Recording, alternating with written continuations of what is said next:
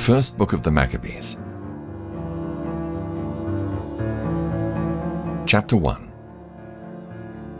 And it happened after that Alexander, son of Philip the Macedonian, who came out of the land of Chittim, had smitten Darius, king of the Persians and Medes, that he reigned in his stead, the first over Greece, and made many wars, and won many strongholds, and slew the kings of the earth, and went through to the ends of the earth, and took spoils of many nations, insomuch that the earth was quiet before him. Whereupon he was exalted, and his heart was lifted up. And he gathered a mighty strong host, and ruled over countries and nations and kings, who became tributaries unto him. And after these things he fell sick, and perceived that he should die. Wherefore he called his servants, such as were honorable, and had been brought up with him from his youth, and parted his kingdom among them, while he was yet alive. So Alexander reigned 12 years, and then died. And his servants bare rule, every one in his place. And after his death they all put crowns upon themselves. So did their sons after them many years. And evils were multiplied in the earth. And there came out of them a wicked root, Antiochus, surnamed Epiphanes, son of Antiochus the king, who had been an hostage at Rome. And he reigned in the 137th year of the kingdom of the Greeks. In those days went there out of Israel wicked men, who persuaded many, saying, Let us go and make a covenant with the heathen that are round about us. For since we departed from them, we have had much sorrow. So this device pleased them well. Then certain of the people were so forward herein that they went to the king, who gave them license to do after the ordinances of the heathen. Whereupon they built a place of exercise at Jerusalem, according to the customs of the heathen, and made themselves uncircumcised, and forsook the holy covenant, and joined themselves to the heathen, and were sold to do mischief. Now when the kingdom was established before Antiochus, he thought to reign over Egypt, that he might have the dominion of 2 realms. Wherefore he entered into Egypt with a great multitude, with chariots and elephants and horsemen, and a great navy, and made war against Ptolemy, king of Egypt. But Ptolemy was afraid of him and fled, and many were wounded to death. Thus they got the strong cities in the land of Egypt, and took the spoils thereof. And after that Antiochus had smitten Egypt, he returned again in the 143rd year, and went up against Israel and Jerusalem with a great multitude, and entered proudly into the sanctuary, and took away the golden altar, and the candlestick of light, and all the vessels thereof, and the table of the showbread, and the pouring vessels, and the vials, and the censers of gold, and the veil, and the crown, and the golden ornaments that were before the temple, all which he pulled off. He took also the silver and the gold, and the precious vessels. Also he took the hidden treasures which he found. And when he had taken all away, he went into his own land, having made a great massacre, and spoken very proudly.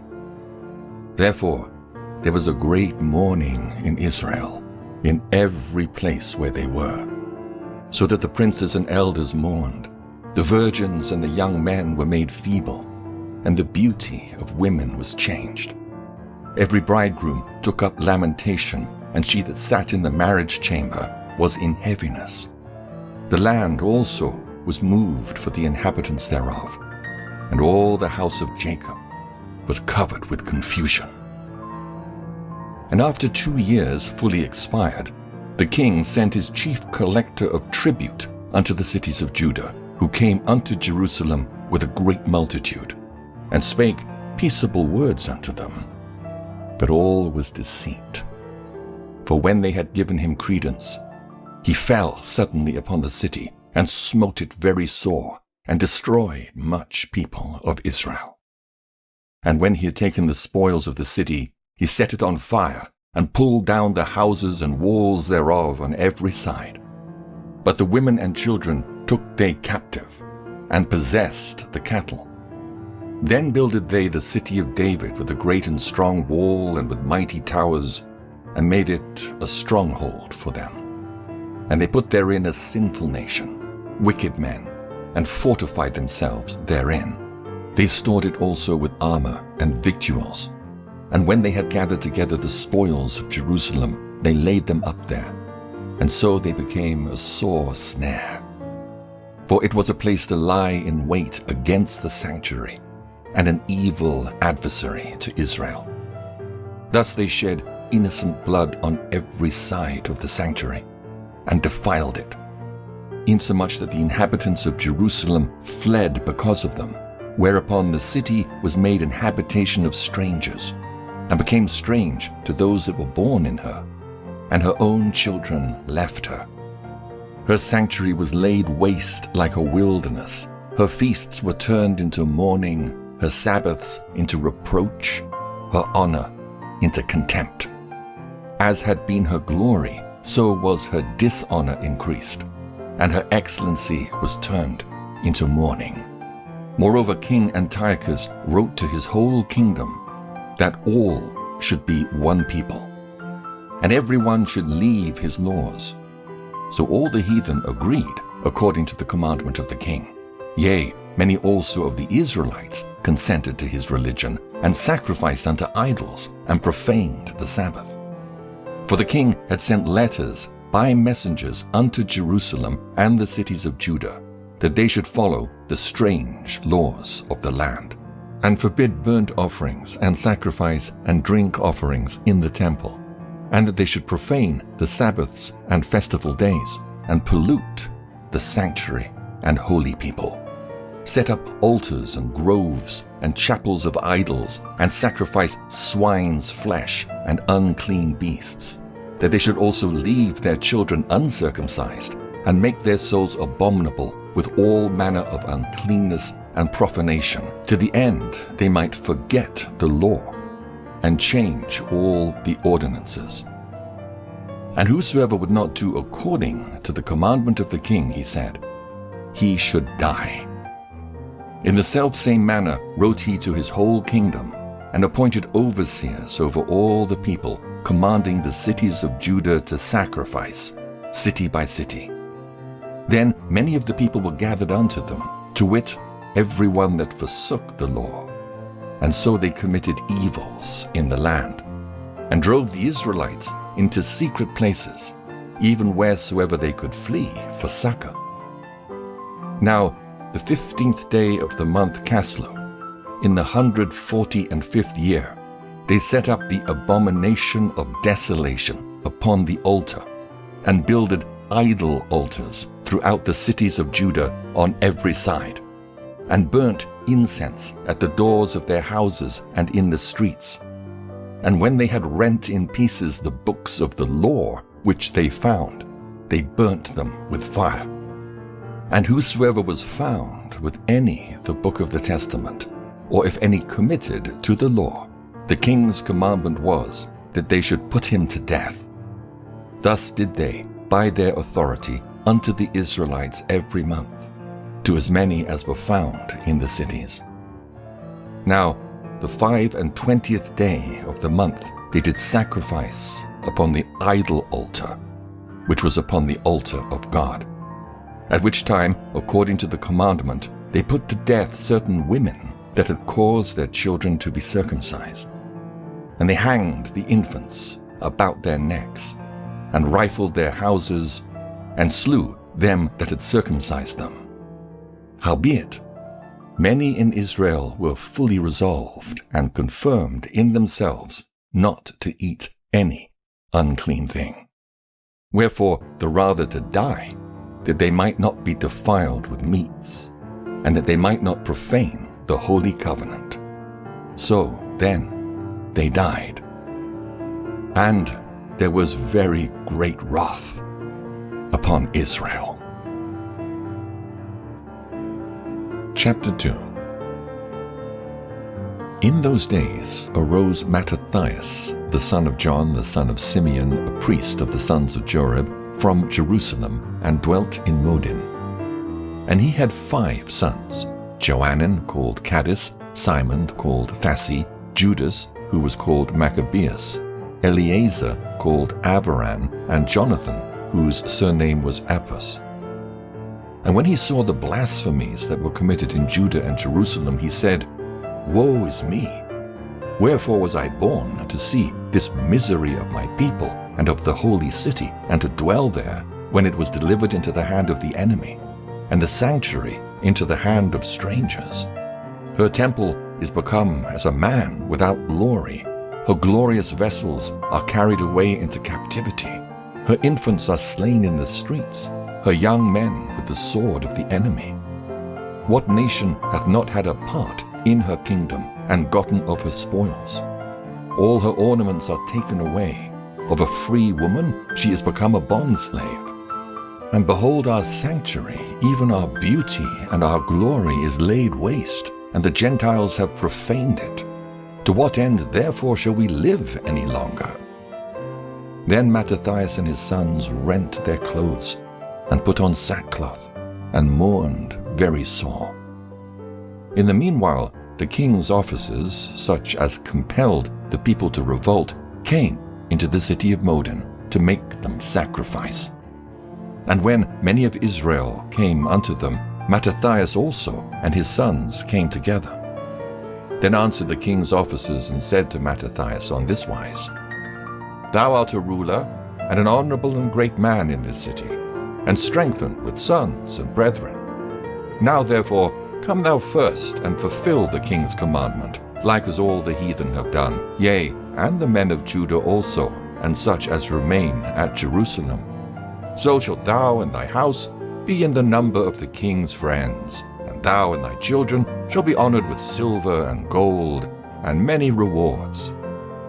Then Mattathias answered and spake with a loud voice, Though all the nations that are under the king's dominion obey him, and fall away every one from the religion of their fathers, and give consent to his commandments, yet will I and my sons and my brethren walk in the covenant of our fathers.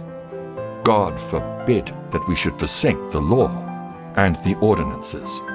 We will not hearken to the king's words to go from our religion, either on the right hand or the left. Now when he had left speaking these words, there came one of the Jews in the sight of all to sacrifice on the altar which was at Modin, according to the king's commandment. Which thing, when Mattathias saw, he was inflamed with zeal, and his reins trembled, neither could he forbear to show his anger according to judgment. Wherefore he ran and slew him upon the altar. Also the king's commissioner, who compelled men to sacrifice, he killed at that time, and the altar he pulled down. Thus dealt he zealously for the law of God, like as Phinehas did unto Zambri, the son of Salom. And Mattathias cried throughout the city with a loud voice, saying, Whosoever is zealous of the law, and maintaineth the covenant, let him follow me. So he and his sons fled into the mountains, and left all that ever they had in the city. Then many that sought after justice and judgment went down into the wilderness to dwell there, both they and their children and their wives and their cattle, because afflictions increased sore upon them.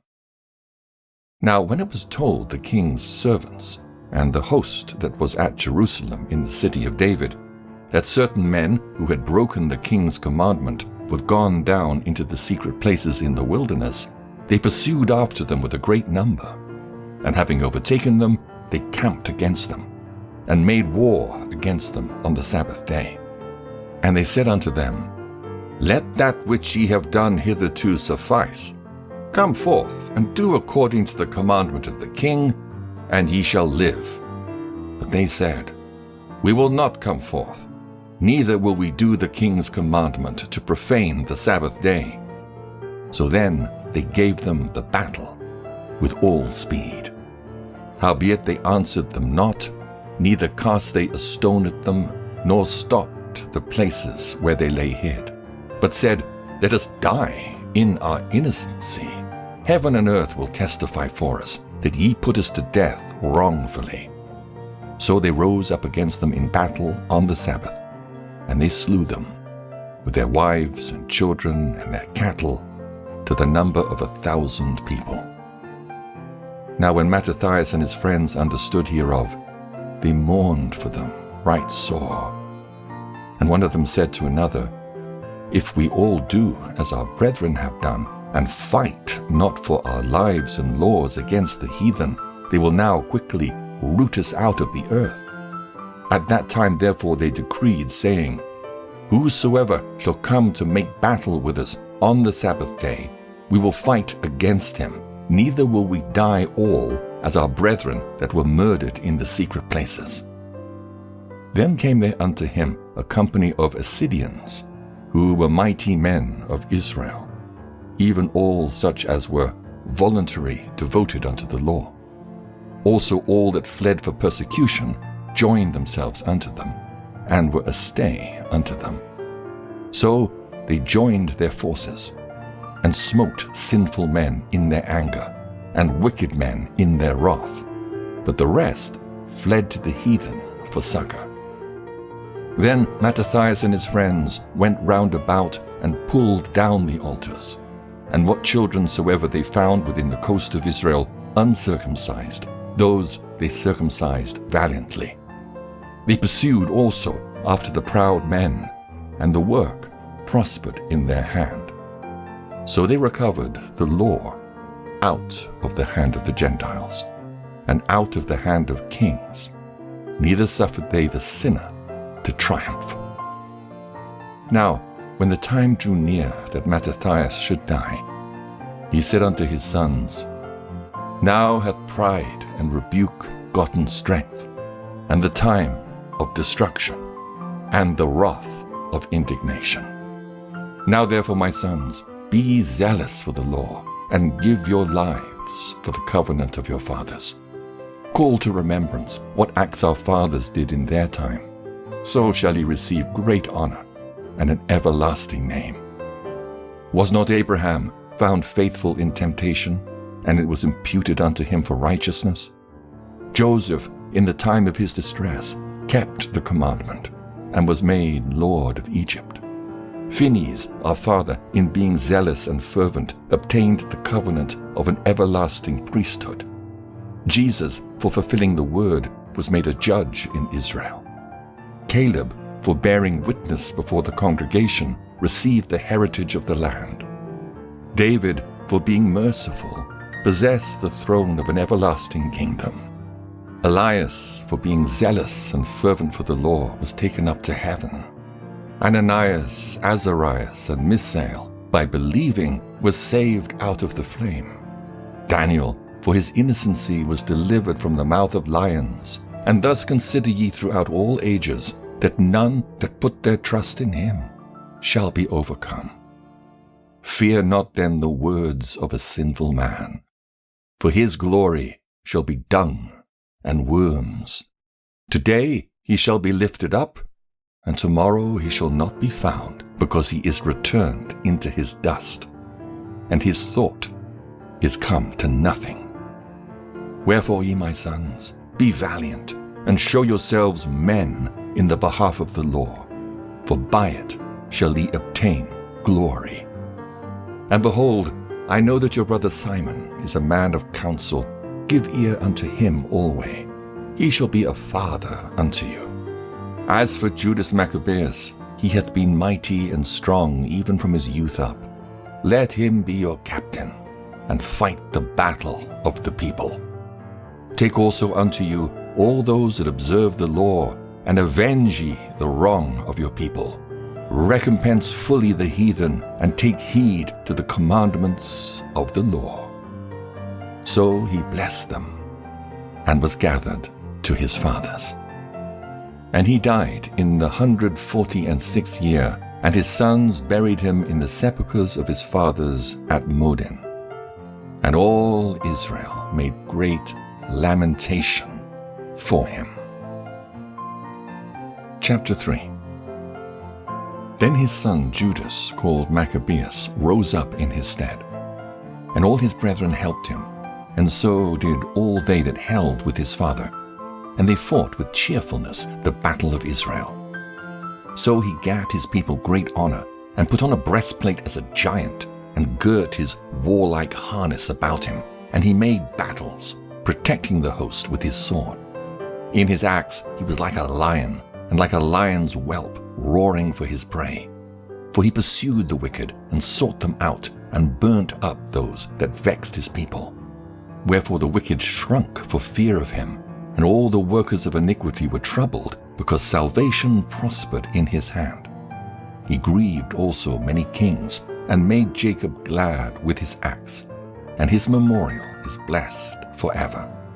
Moreover, he went through the cities of Judah, destroying the ungodly out of them, and turning away wrath from Israel. So that he was renowned unto the utmost part of the earth, and received unto him such as were ready to perish.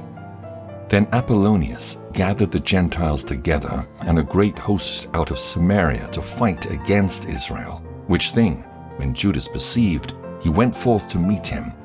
And so he smote him, and slew him.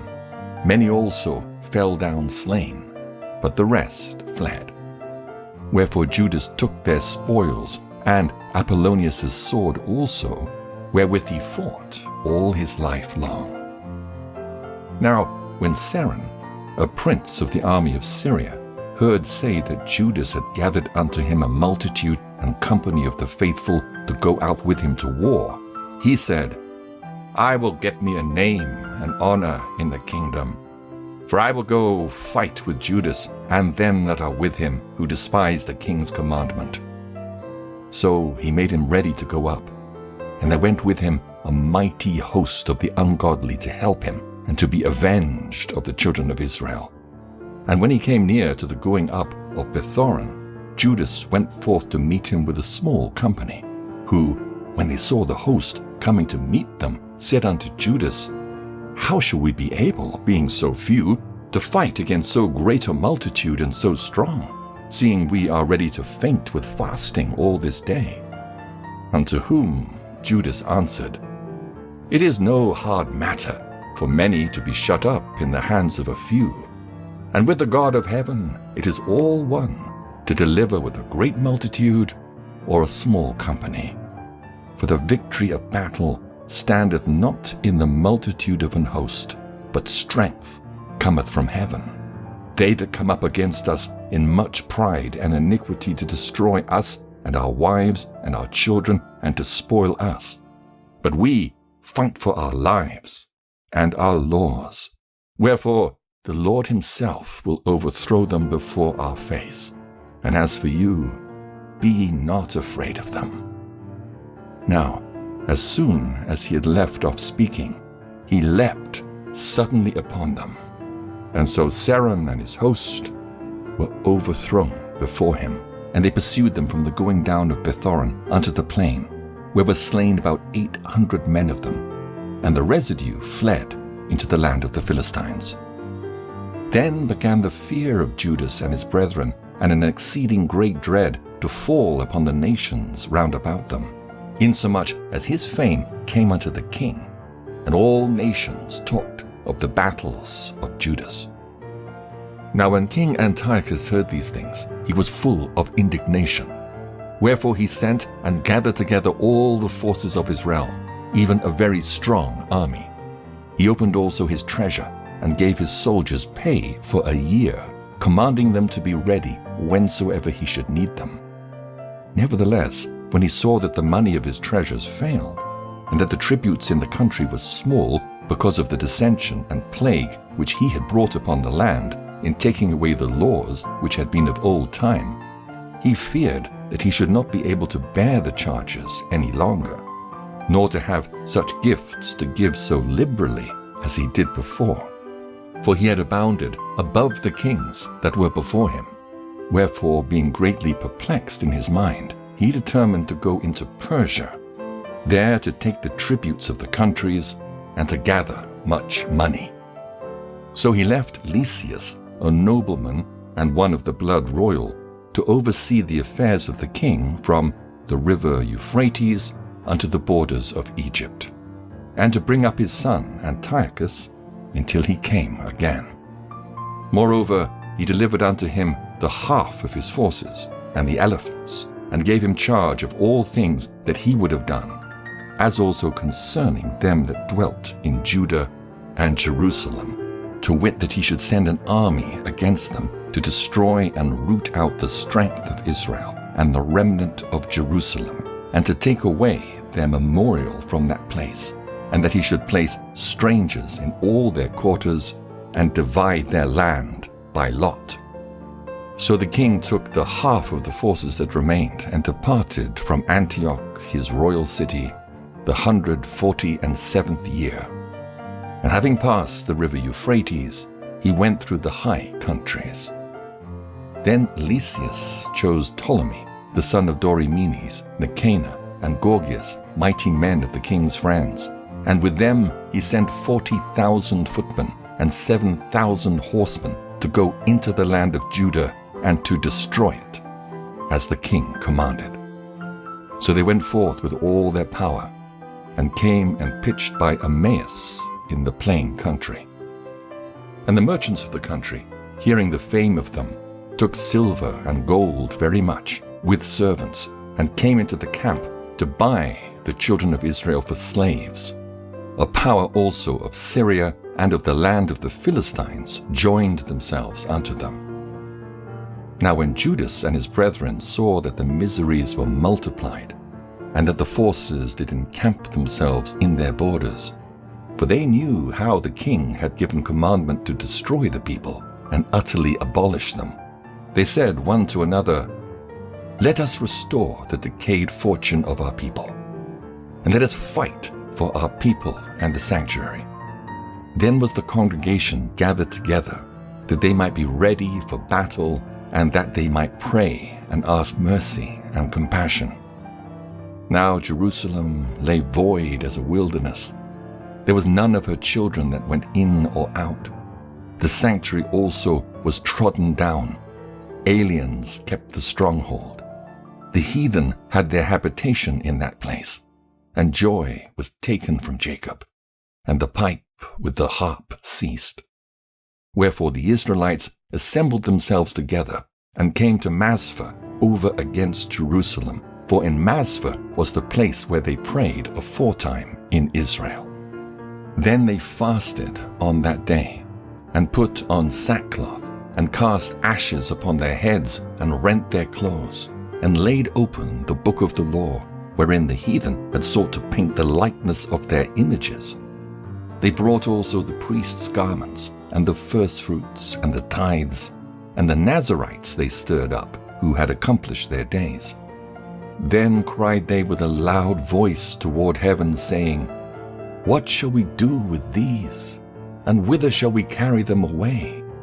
For thy sanctuary is trodden down and profaned, and thy priests are in heaviness and brought low. And lo, the heathen are assembled together against us to destroy us. What things they imagine against us, thou knowest. How shall we be able to stand against them? Except thou, O God, be our help. Then sounded they with trumpets, and cried with a loud voice. And after this, Judas ordained captains over the people, even captains over thousands, and over hundreds, and over 50s, and over 10s. But as for such as were building houses, or had betrothed wives, or were planting vineyards, or were fearful, those he commanded that they should return, every man to his own house, according to the law. So the camp removed and pitched upon the south side of Emmaus. And Judas said, Arm yourselves, and be valiant men, and see that ye be in readiness against the morning, that ye may fight with these nations that are assembled together against us to destroy us and our sanctuary. For it is better for us to die in battle than to behold the calamities of our people and our sanctuary. Nevertheless, as the will of God is in heaven, so let him do. Chapter 4. Then took Gorgias 5,000 footmen and 1,000 of the best horsemen, and removed out of the camp by night, to the end that he might rush in upon the camp of the Jews and smite them suddenly. And the men of the fortress were his guides. Now when Judas heard thereof, he himself removed, and the valiant men with him, that he might smite the king's army which was at Emmaus, while as yet the forces were dispersed from the camp. In the mean season came Gorgias by night into the camp of Judas, and when he found no man there, he sought them in the mountains, for, said he, these fellows flee from us. But as soon as it was day, Judas showed himself in the plain with 3,000 men, who nevertheless had neither armor nor swords to their minds. And they saw the camp of the heathen, that it was strong and well harnessed, and compassed round about with horsemen, and these were expert of war. Then said Judas to the men that were with him, Fear ye not their multitude, neither be ye afraid of their assault. Remember how our fathers were delivered in the Red Sea, when Pharaoh pursued them with an army. Now therefore let us cry unto heaven, if peradventure the Lord will have mercy upon us, and remember the covenant of our fathers, and destroy this host before our face this day, that so all the heathen may know that there is one who delivereth and saveth Israel. Then the strangers lifted up their eyes and saw them coming over against them. Wherefore they went out of the camp to battle. But they that were with Judas sounded their trumpets. So they joined battle, and the heathen, being discomfited, fled into the plain.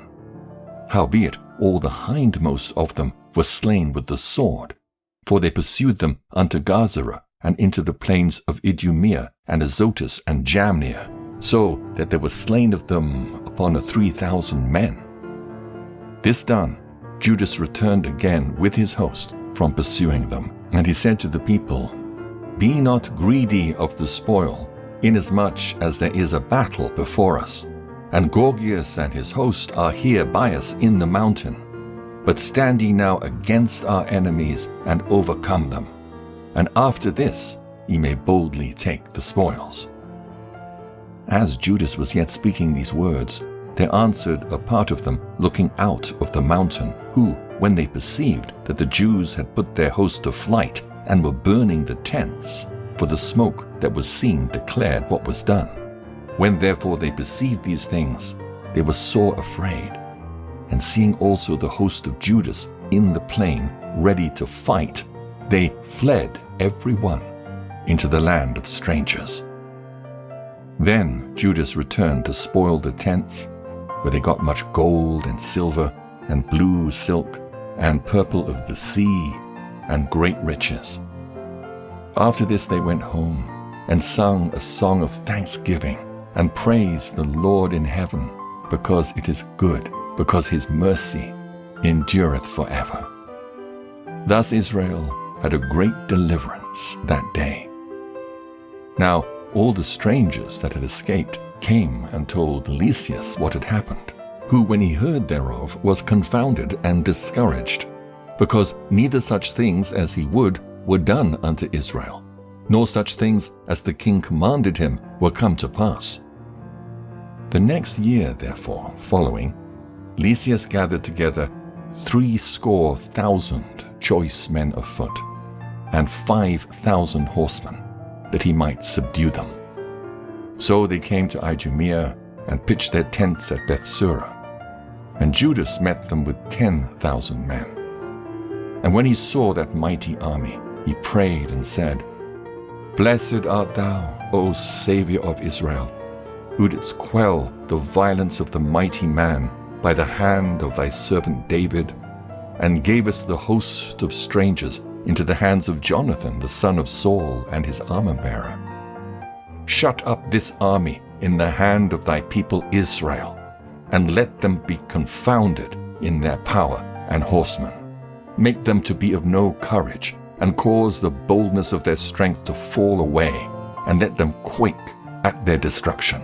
Cast them down with the sword of them that love thee, and let all those that know thy name praise thee with thanksgiving.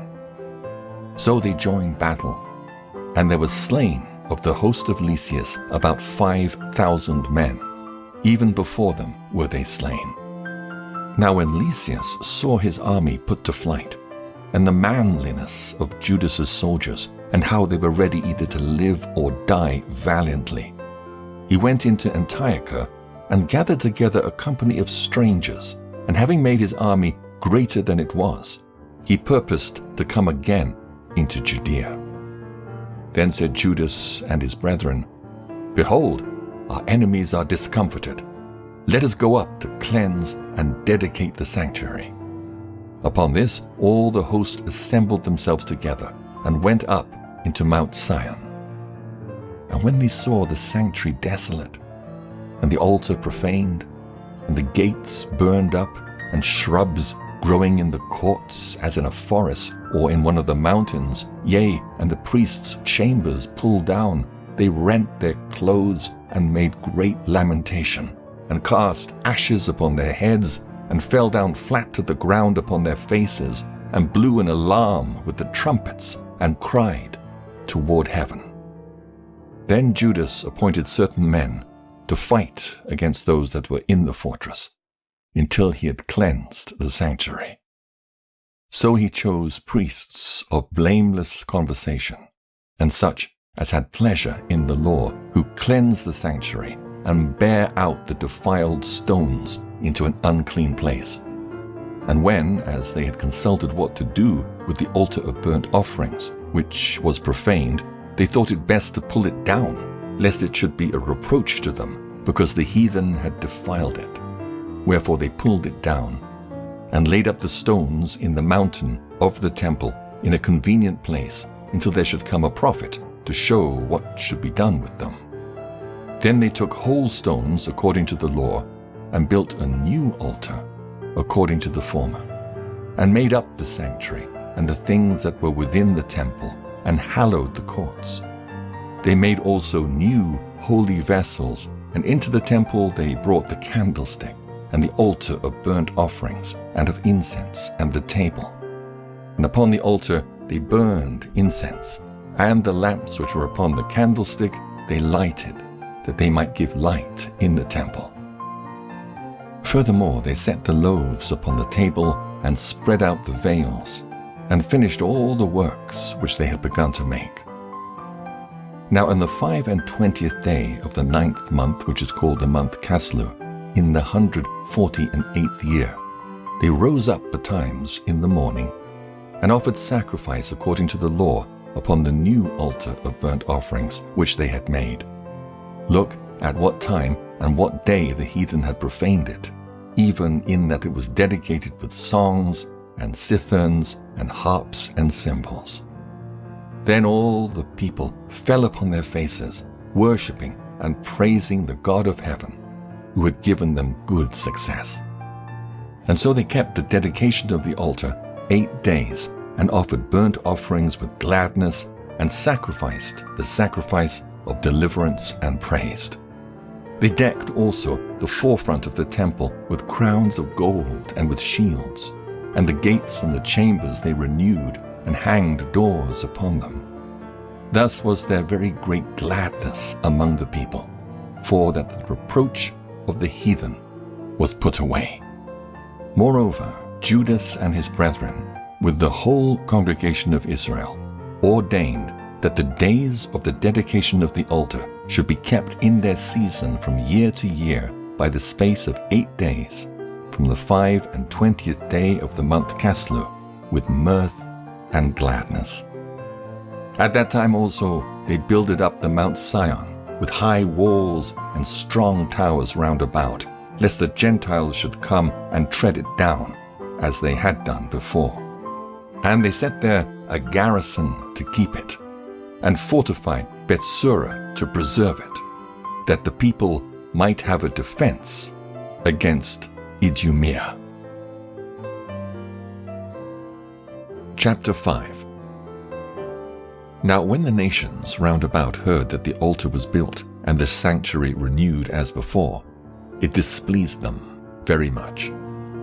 Wherefore they thought to destroy the generation of Jacob that was among them. And thereupon they began to slay and destroy the people. Then Judas fought against the children of Esau in Idumea at Arabataim, because they besieged Gaal. And he gave them a great overthrow, and abated their courage, and took their spoils. Also he remembered the injury of the children of Balaam, who had been a snare and an offense unto the people, in that they lay in wait for them in the ways. He shut them up therefore in the towers, and encamped against them, and destroyed them utterly, and burned the towers of that place with fire, and all that were therein.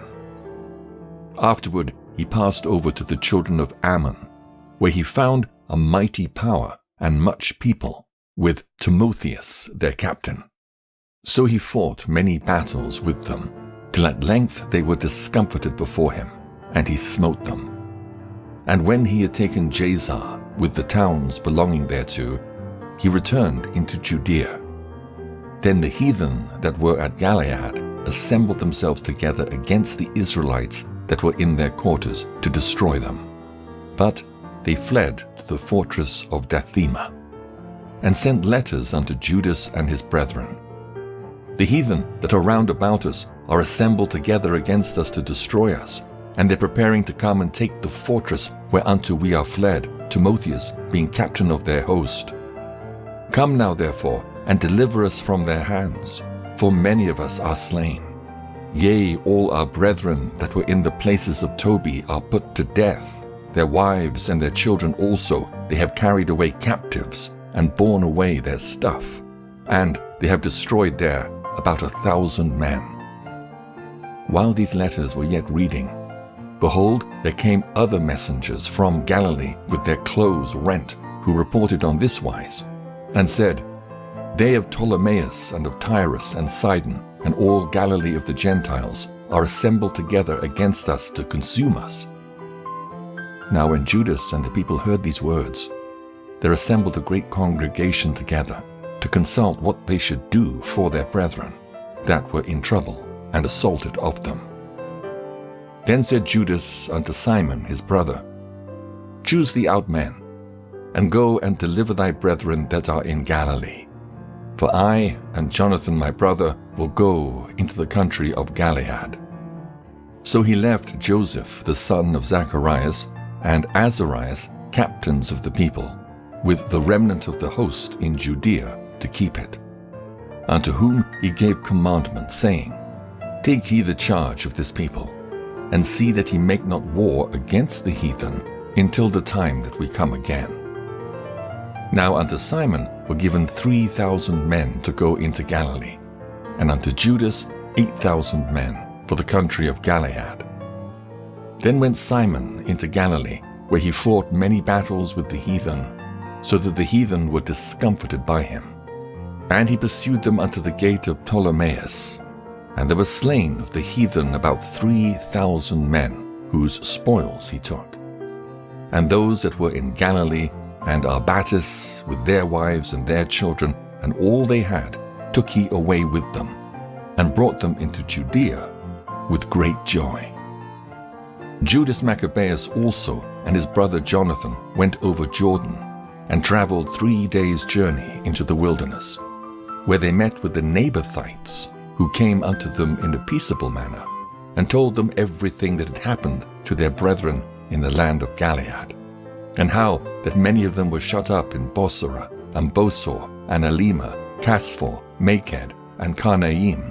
All these cities are strong and great, and that they were shut up in the rest of the cities of the country of Gilead, and that against tomorrow they had appointed to bring their hosts against the forts, and to take them, and to destroy them all in one day. Hereupon Judas and his host turned suddenly by the way of the wilderness unto Bosora, and when he had won the city, he slew all the males with the edge of the sword, and took all their spoils, and burned the city with fire. From whence he removed by night, and went till he came to the fortress. And betimes in the morning they looked up, and behold, there was an innumerable people bearing ladders and other engines of war to take the fortress, for they assaulted them. When Judas therefore saw that the battle was begun, and that the cry of the city went up to heaven with trumpets and a great sound, he said unto his host, Fight this day for your brethren. So he went forth behind them in 3 companies, who sounded their trumpets and cried with prayer. Then the host of Timotheus, knowing that it was Maccabees, fled from him. Wherefore he smote them with a great slaughter, so that there were killed of them that day about 8,000 men. This done, Judas turned aside to Masphar, and after he had assaulted it, he took and slew all the males therein, and received the spoils thereof, and burnt it with fire. From thence went he and took Casphon, Maged, Bosor, and the other cities of the country of Gilead. After these things gathered Timotheus another host, and encamped against Raphon beyond the brook. So Judas sent men to espy the host, who brought him word, saying, All the heathen that be round about us are assembled unto them, even a very great host. He hath also hired the Arabians to help them, and they have pitched their tents beyond the brook, ready to come and fight against thee. Upon this Judas went to meet them. Then Timotheus said unto the captains of his host, When Judas and his host come near the brook, if he pass over first unto us, we shall not be able to withstand him, for he will mightily prevail against us. But if he be afraid, and camp beyond the river, we shall go over unto him, and prevail against him. Now when Judas came near the brook, he caused the scribes of the people to remain by the brook, unto whom he gave commandment, saying, Suffer no man to remain in the camp, but let all come to the battle. So he went first over unto them, and all the people after him. Then all the heathen, being discomfited before him, cast away their weapons, and fled unto the temple that was at Carnaim. But they took the city, and burned the temple with all that were therein. Thus was Carnaim subdued, neither could they stand any longer before Judas. Then Judas gathered together all the Israelites that were in the country of Gilead, from the least unto the greatest, even their wives and their children and their stuff, a very great host, to the end that they might come into the land of Judea. Now when they came unto Ephron, this was a great city in the way as they should go, very well fortified. They could not turn from it, either on the right hand or the left, but must needs pass through the midst of it. Then they of the city shut them out, and stopped up the gates with stones. Whereupon Judas sent unto them in peaceable manner, saying, Let us pass through your land to go into our own country, and none shall do you any hurt. We will only pass through on foot. Howbeit, they would not open unto him. Wherefore Judas commanded a proclamation to be made throughout the host, that every man should pitch his tent in the place where he was. So the soldiers pitched, and assaulted the city all that day and all that night, till at length the city was delivered into his hands, who then slew all the males with the edge of the sword, and razed the city, and took the spoils thereof, and passed through the city over them that were slain. After this went they over Jordan into the great plain before Bethsan. And Judas gathered together those that came behind, and exhorted the people all the way through, till they came into the land of Judea. So they went up to Mount Sion with joy and gladness, where they offered burnt offerings, because not one of them was slain, until they had returned in peace.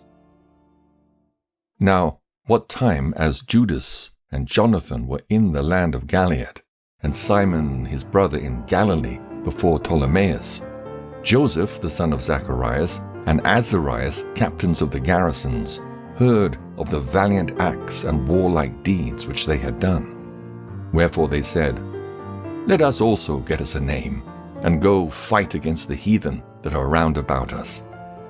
So when they had given charge unto the garrison that was with them, they went toward Jamnia. Then came Gorgias and his men out of the city to fight against them.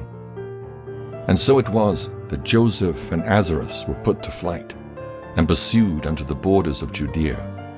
And there were slain that day of the people of Israel about 2,000 men. Thus was there a great overthrow among the children of Israel, because they were not obedient unto Judas and his brethren, but thought to do some valiant act. Moreover, these men came not of the seed of those by whose hand deliverance was given unto Israel. Howbeit the man Judas and his brethren were greatly renowned in the sight of all Israel, and of all the heathen, wheresoever their name was heard of, insomuch as the people assembled unto them with joyful acclamations. Afterward went Judas forth with his brethren, and fought against the children of Esau in the land toward the south, where he smote Hebron and the towns thereof, and pulled down the fortress of it, and burned the towers thereof round about. From thence he removed to go into the land of the Philistines, and passed through Samaria. At that time, certain priests, desirous to show their valor, were slain in battle, for that they went out to fight unadvisedly. So Judas turned to Azotus in the land of the Philistines, and when he had pulled down their altars, and burned their carved images with fire, and spoiled their cities, he returned into the land of Judea. Chapter 6. About that time, King Antiochus, traveling through the high countries, heard say that Elymais in the country of Persia was a city greatly renowned for riches, silver, and gold, and that there was in it a very rich temple, wherein were coverings of gold and breastplates and shields, which Alexander, son of Philip the Macedonian king, who reigned first among the Grecians, had left there. Wherefore he came and sought to take the city and to spoil it. But he was not able, because they of the city, having had warning thereof, rose up against him in battle. So he fled, and departed thence with great heaviness, and returned to Babylon. Moreover, there came one who brought him tidings into Persia, that the armies which went against the land of Judea were put to flight, and that Lysias, who went forth first with a great power, was driven away of the Jews, and that they were made strong by the armor and power and store of spoils which they had gotten of the armies whom they had destroyed. Also that they had pulled down the abomination which he had set up upon the altar in Jerusalem, and that they had compassed about the sanctuary with high walls as before, and his city Bethsura. Now when the king heard these words, he was astonished, and sore moved. Whereupon he laid him down upon his bed, and fell sick for grief, because it had not befallen him as he looked for. And there he continued many days, for his grief was ever more and more, and he made account that he should die. Wherefore he called for all his friends, and said unto them, The sleep is gone from mine eyes, and my heart faileth for very care. And I thought with myself, Into what tribulation am I come, and how great a flood of misery is it wherein now I am? For I was bountiful and beloved in my power.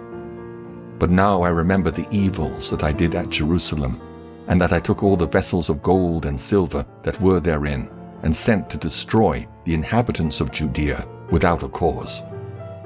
I perceive, therefore, that for this cause these troubles are come upon me. And behold, I perish through great grief in a strange land. Then called he for Philip, one of his friends, who he'd made ruler over all his realm, and gave him the crown and his robe and his signet, to the end he should bring up his son Antiochus, and nourish him up for the kingdom. So King Antiochus died there in the 149th year. Now, when Lysias knew that the king was dead, he set up Antiochus his son, whom he had brought up, being young, to reign in his stead, and his name he called Eupator. About this time, they that were in the tower shut up the Israelites round about the sanctuary, and sought always their hurt and the strengthening of the heathen. Wherefore Judas, purposing to destroy them, called all the people together to besiege them. So they came together and besieged them in the 150th year, and he made mounts for shot against them, and other engines. Howbeit certain of them that were besieged got forth, unto whom some ungodly men of Israel joined themselves. And they went unto the king and said, How long will it be ere thou execute judgment, and avenge our brethren? We have been willing to serve thy father, and to do as he would have us, and to obey his commandments, for which cause they of our nation besiege the tower, and are alienated from us. Moreover, as many of us as they could light on they slew, and spoiled our inheritance. Neither have they stretched out their hand against us only, but also against their borders. And behold, this day are they besieging the tower at Jerusalem to take it. The sanctuary also, and Bethsura have they fortified. Wherefore, if thou dost not prevent them quickly, they will do the greater things than these, neither shalt thou be able to rule them. Now when the king heard this, he was angry, and gathered together all his friends, and the captains of his army, and those that had charge of the horse. There came also unto him from other kingdoms, and from isles of the sea, bands of hired soldiers, so that the number of his army was 100,000 footmen, and 20,000 horsemen, and 32 elephants, exercised in battle. These went through Idumea, and pitched against Bethsura, which they assaulted many days, making engines of war. But they of Bethsura came out, and burned them with fire, and fought valiantly. Upon this Judas removed from the tower, and pitched in Bath Zacharias, over against the king's camp. Then the king, rising very early, marched fiercely with his host towards Bath Zacharias, where his armies made them ready to battle, and sounded the trumpets. And to the end they might provoke the elephants to fight, they showed them the blood of grapes and mulberries. Moreover, they divided the beasts among the armies. And for every elephant they appointed 1,000 men, armed with coats of mail and with helmets of brass on their heads. And beside this, for every beast were ordained 500 horsemen of the best. These were ready at every occasion. Wheresoever the beast was, and wheresoever the beast went, they went also. Neither departed they from him. And upon the beasts were there strong towers of wood, which covered every one of them, and were girt fast unto them with devices. There were also upon every one 32 strong men that fought upon them, beside the Indian that ruled him. As for the remnant of the horsemen, they set them on this side and on that side at the two parts of the host, giving them signs what to do, and being harnessed all over amidst the ranks. Now when the sun shone upon the shields of gold and brass, the mountains glistered therewith, and shined like lamps of fire. So part of the king's army, being spread upon the high mountains, and part on the valleys below, they marched on safely and in order. Wherefore all that heard the noise of their multitude, and the marching of the company, and the rattling of the harness were moved, for the army was very great and mighty. Then Judas and his host drew near, and entered into battle. And there were slain of the king's army 600 men. Eleazar also, surnamed Savaran, perceiving that one of the beasts armed with royal harness was higher than all the rest, and supposing that the king was upon him, put himself in jeopardy to the end he might deliver his people and get him a perpetual name. Wherefore he ran upon him courageously through the midst of the battle, slaying on the right hand and on the left, so that they were divided from him on both sides. Which done, he crept under the elephant, and thrust him under and slew him, whereupon the elephant fell down upon him, and there he died. Howbeit the rest of the Jews, seeing the strength of the king and the violence of his forces, turned away from them. Then the king's army went up to Jerusalem to meet them, and the king pitched his tents against Judea and against Mount Sion. But with them that were in Bethsura he made peace. For they came out of the city because they had no victuals there to endure the siege, it being a year of rest to the land. So the king took Bethsura and set a garrison there to keep it. As for the sanctuary, he besieged it many days, and set there artillery with engines and instruments to cast fire and stones, and pieces to cast darts and slings. Whereupon they also made engines against their engines, and held them in battle a long season. Yet at the last, their vessels being without victuals, for that it was the 7th year, and they in Judea that were delivered from the Gentiles had eaten up the residue of the store. There were but a few left in the sanctuary, because the famine did so prevail against them that they were fain to disperse themselves, every man to his own place. At that time Lysias heard say that Philip, whom Antiochus the king, whilst he lived, had appointed to bring up his son Antiochus that he might be king, was returned out of Persia and Media, and the king's host also that went with him, and that he sought to take unto him the ruling of the affairs. Wherefore he went in all haste, and said to the king and the captains of the host and the company, We decay daily, and our victuals are but small, and the place we lay siege unto is strong, and the affairs of the kingdom lie upon us. Now, therefore, let us be friends with these men, and make peace with them, and with all their nation, and covenant with them that they shall live after their laws, as they did before. For they are therefore displeased, and have done all these things, because we abolished their laws. So the king and the princes were content. Wherefore he sent unto them to make peace, and they accepted thereof. Also the king and the princes made an oath unto them, whereupon they went out of the stronghold. Then the king entered into Mount Sion, but when he saw the strength of the place, he broke his oath that he had made, and gave commandment to pull down the wall round about. Afterward departed he in all haste, and returned unto Antiochus, where he found Philip to be master of the city. So he fought against him, and took the city by force. Chapter 7. In the 151st year, Demetrius, the son of Seleucus, departed from Rome, and came up with a few men unto a city of the seacoast, and reigned there.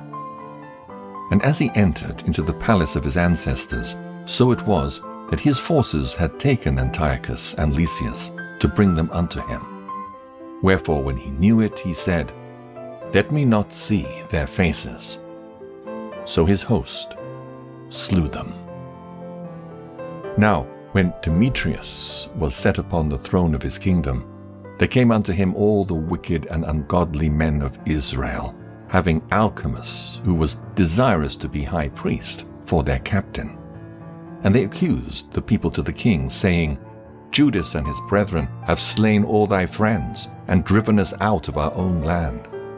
Now therefore send some man whom thou trustest, and let him go and see what havoc he hath made among us, and in the king's land, and let him punish them with all them that aid them.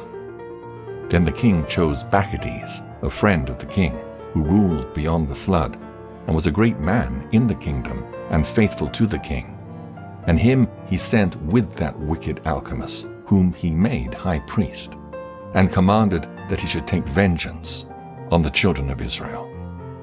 So they departed, and came with a great power into the land of Judea, where they sent messengers to Judas and his brethren with peaceable words deceitfully. But they gave no heed to their words, for they saw that they were come with a great power. Then did they assemble unto Alcimus and Bacchides a company of scribes to require justice. Now the Assyrians were the first among the children of Israel that sought peace of them. For said they, One that is a priest of the seed of Aaron is come with his army, and he will do us no wrong. So he spake unto them peaceably, and sware unto them, saying, We will procure the harm neither of you nor of your friends. Whereupon they believed him. Howbeit he took of them 80 men, and slew them in one day, according to the words which he wrote, The flesh of thy saints have they cast out, and their blood have they shed round about Jerusalem, and there was none to bury them.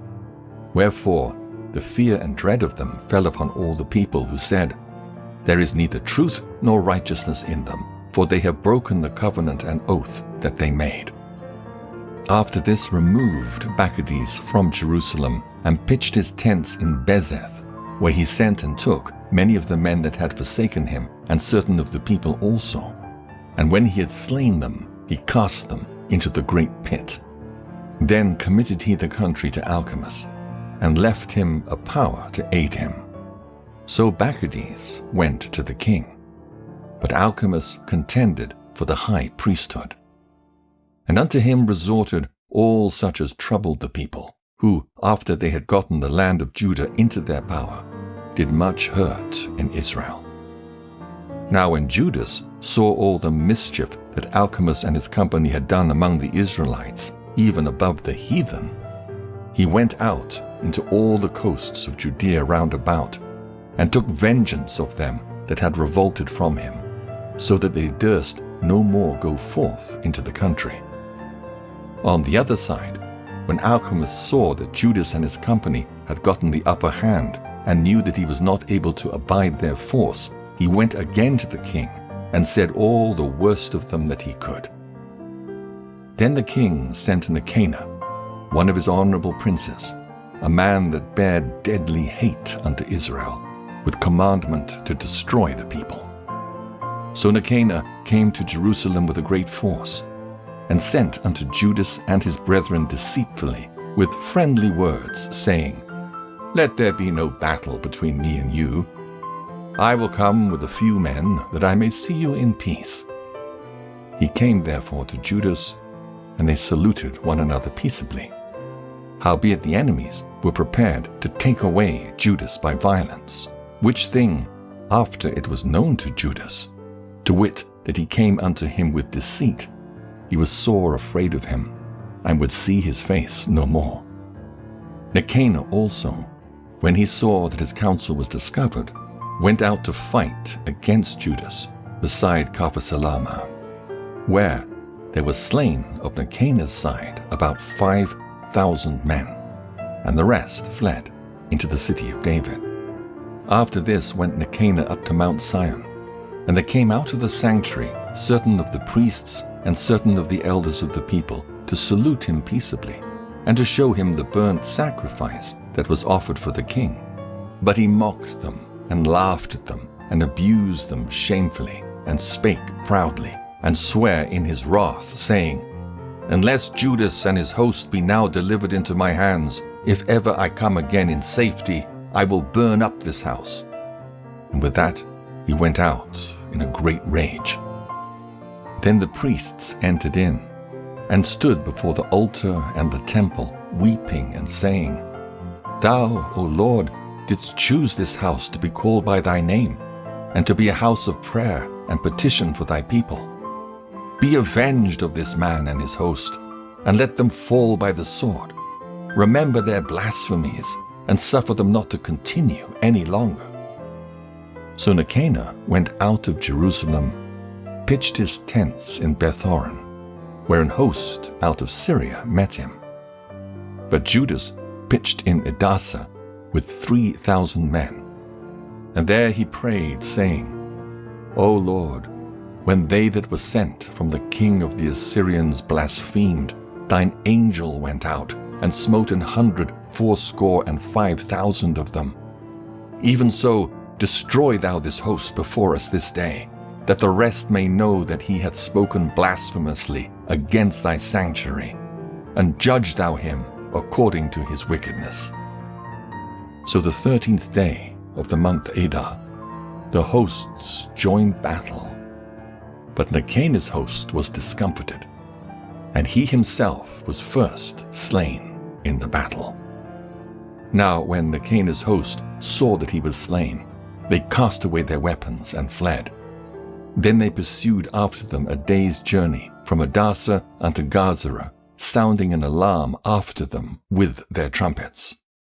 Whereupon they came forth out of all the towns of Judea round about, and closed them in, so that they, turning back upon them that pursued them, were all slain with the sword, and not one of them was left.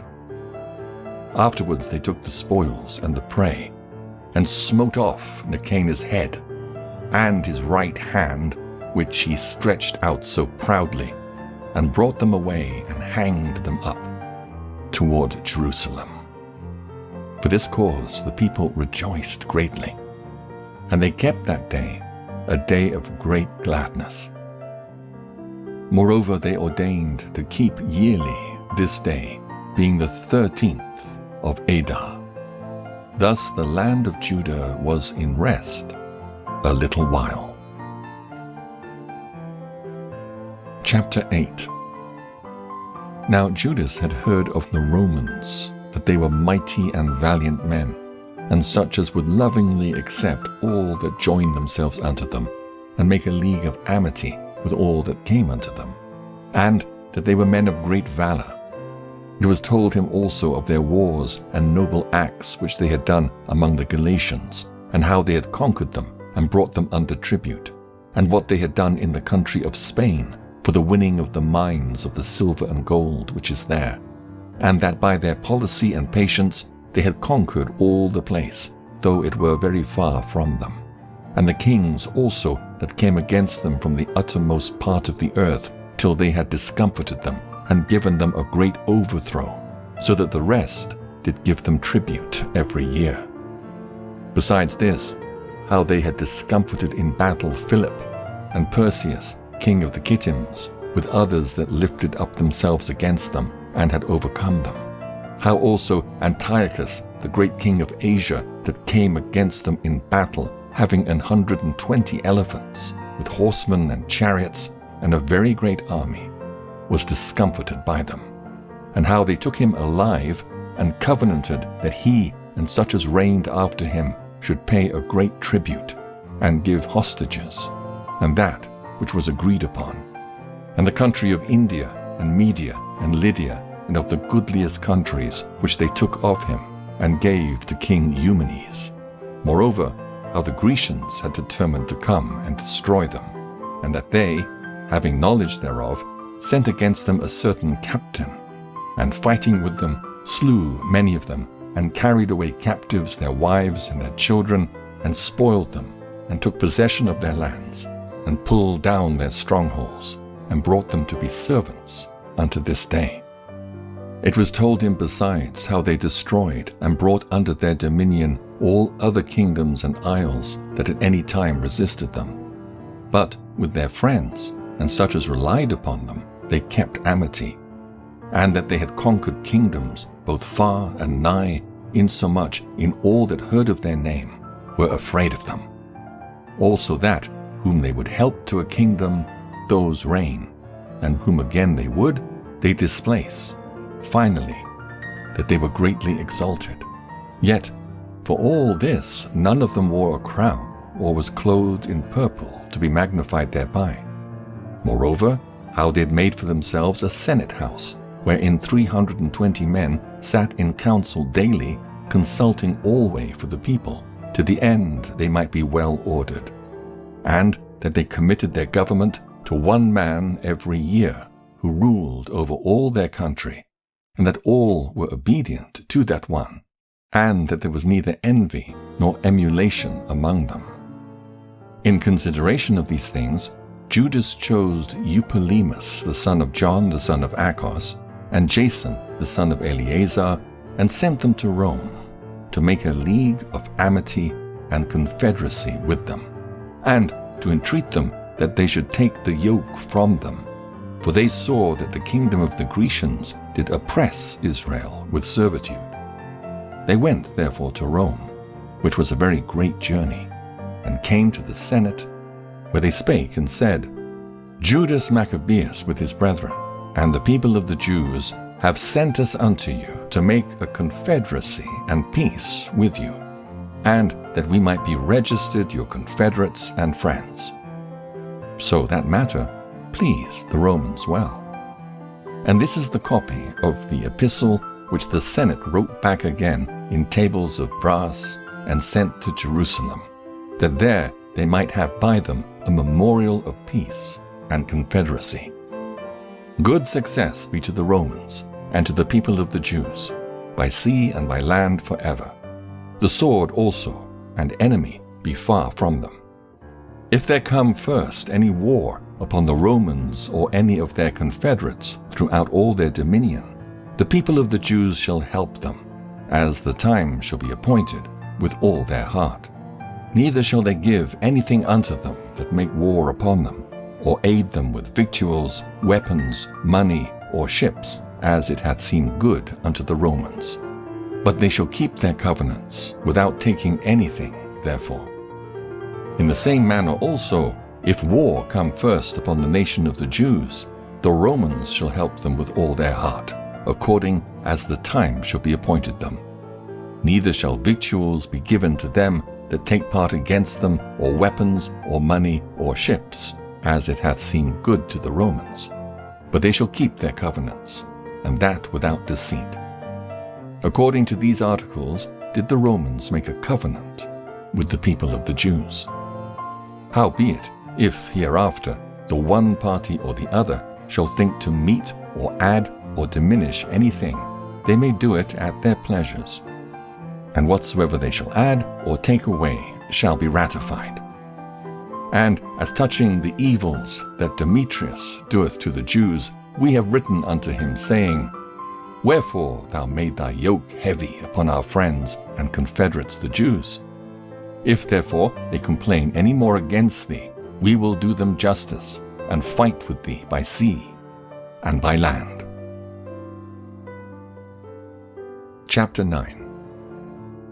Furthermore, when Demetrius heard that Nicanor and his host were slain in battle, he sent Bacchides and Alcimus into the land of Judea the second time, and with them the chief strength of his host, who went forth by the way that leadeth to Galgala, and pitched their tents before Masaloth, which is in Arbela.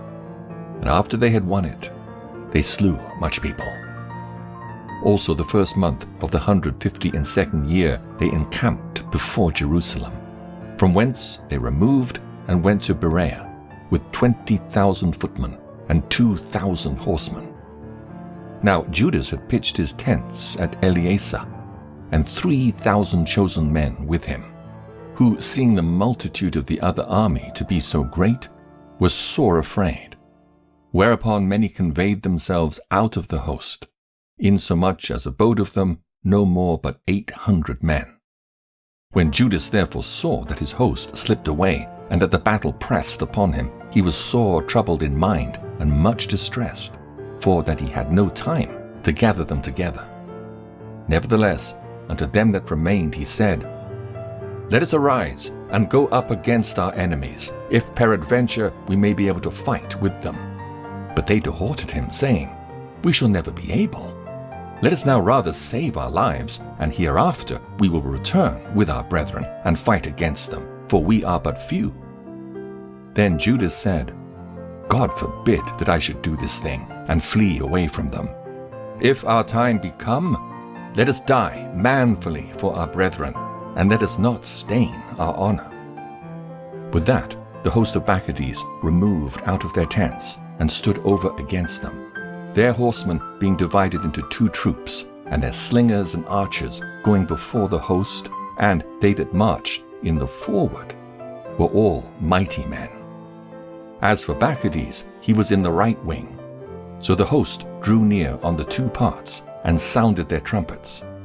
They also, of Judas's side, even they sounded their trumpets also, so that the earth shook at the noise of the armies. and the battle continued from morning till night. Now when Judas perceived that Bacchides and the strength of his army were on the right side, he took with him all the hardy men, who discomfited the right wing and pursued them unto the Mount Azotus. And when they of the left wing saw that they of the right wing were discomfited, they followed upon Judas and those that were with him hard at the heels from behind, whereupon there was a sore battle, insomuch as many were slain on both parts. Judas also was killed, and the remnant fled. Then Jonathan and Simon took Judas their brother, and buried him in the sepulchre of his fathers in Modin. Moreover, they bewailed him, and all Israel made great lamentation for him, and mourned many days, saying, How is the valiant man fallen that delivered Israel? As for the other things concerning Judas and his wars, and the noble acts which he did and his greatness, they are not written, for they were very many. Now after the death of Judas, the wicked began to put forth their heads in all the coasts of Israel. And there arose up all such as wrought iniquity. In those days also was there a very great famine, by reason whereof the country revolted and went with them. Then Bacchides chose the wicked men, and made them lords of the country. And they made inquiry and search for Judas's friends, and brought them unto Bacchides, who took vengeance of them, and used them despitefully. So was there a great affliction in Israel, the like whereof was not since the time that a prophet was not seen among them. For this cause all Judas's friends came together, and said unto Jonathan, Since thy brother Judas died, we have no man like him to go forth against our enemies, and Bacchides, and against them of our nation that are adversaries to us. Now therefore we have chosen thee this day to be our prince and captain in his stead, that thou mayest fight our battles. Upon this Jonathan took the governance upon him at that time, and rose up instead of his brother Judas. But when Bacchides gat knowledge thereof, he sought for to slay him. Then Jonathan and Simon his brother, and all that were with him, perceiving that, fled into the wilderness of Theco, and pitched their tents by the water of the pool Asphar, which, when Bacchides understood, he came near to Jordan with all his host upon the Sabbath day. Now Jonathan had sent his brother John, the captain of the people, to pray his friends the Nabathites that they might leave with them their carriage, which was much. But the children of Jambri came out of Medeba, and took John and all that he had, and went their way with it. After this came word to Jonathan and Simon his brother, that the children of Jambri made a great marriage, and were bringing the bride from Nedabatha with a great train, as being the daughter of one of the great princes of Chanaan. Therefore they remembered John their brother, and went up and hid themselves under the covert of the mountain, where they lifted up their eyes and looked, and behold, there was much ado and great carriage, and the bridegroom came forth, and his friends and brethren, to meet them with drums and instruments of music and many weapons. Then Jonathan and they that were with him rose up against them from the place where they lay in ambush, and made a slaughter of them in such sort, as many fell down dead, and the remnant fled into the mountain, and they took all their spoils. Thus was the marriage turned into mourning, and the noise of their melody into lamentation. So when they had avenged fully the blood of their brother, they turned again to the marsh of Jordan. Now when Bacchides heard thereof, he came on the Sabbath day unto the banks of Jordan with a great power. Then Jonathan said to his company, Let us go up now, and fight for our lives, for it standeth not with us today, as in times past. For behold, the battle is before us and behind us, and the water of Jordan on this side and that side, the marsh likewise and wood, neither is there place for us to turn aside. Wherefore cry ye now unto heaven, that ye may be delivered from the hand of your enemies. With that they joined battle. And Jonathan stretched forth his hand to smite Maccabees, but he turned back from him. Then Jonathan and they that were with him leapt into Jordan, and swam over unto the other bank. Howbeit the other passed not over Jordan unto them. So there was slain of Maccabees' side that day about 1,000 men. Afterward returned Maccabees to Jerusalem, and repaired the strong cities in Judea, the fort in Jericho, and Emmaus, and Bethoron, and Bethel, and Thamnathah, Pharathoni, and Taphon. These did he strengthen with high walls, with gates, and with bars. And in them he set a garrison, that they might work malice upon Israel. He fortified also the city Bethsura, and Gazara, and the tower, and put forces in them, and provision of victuals. Besides, he took the chief men's sons in the country for hostages, and put them into the tower at Jerusalem to be kept.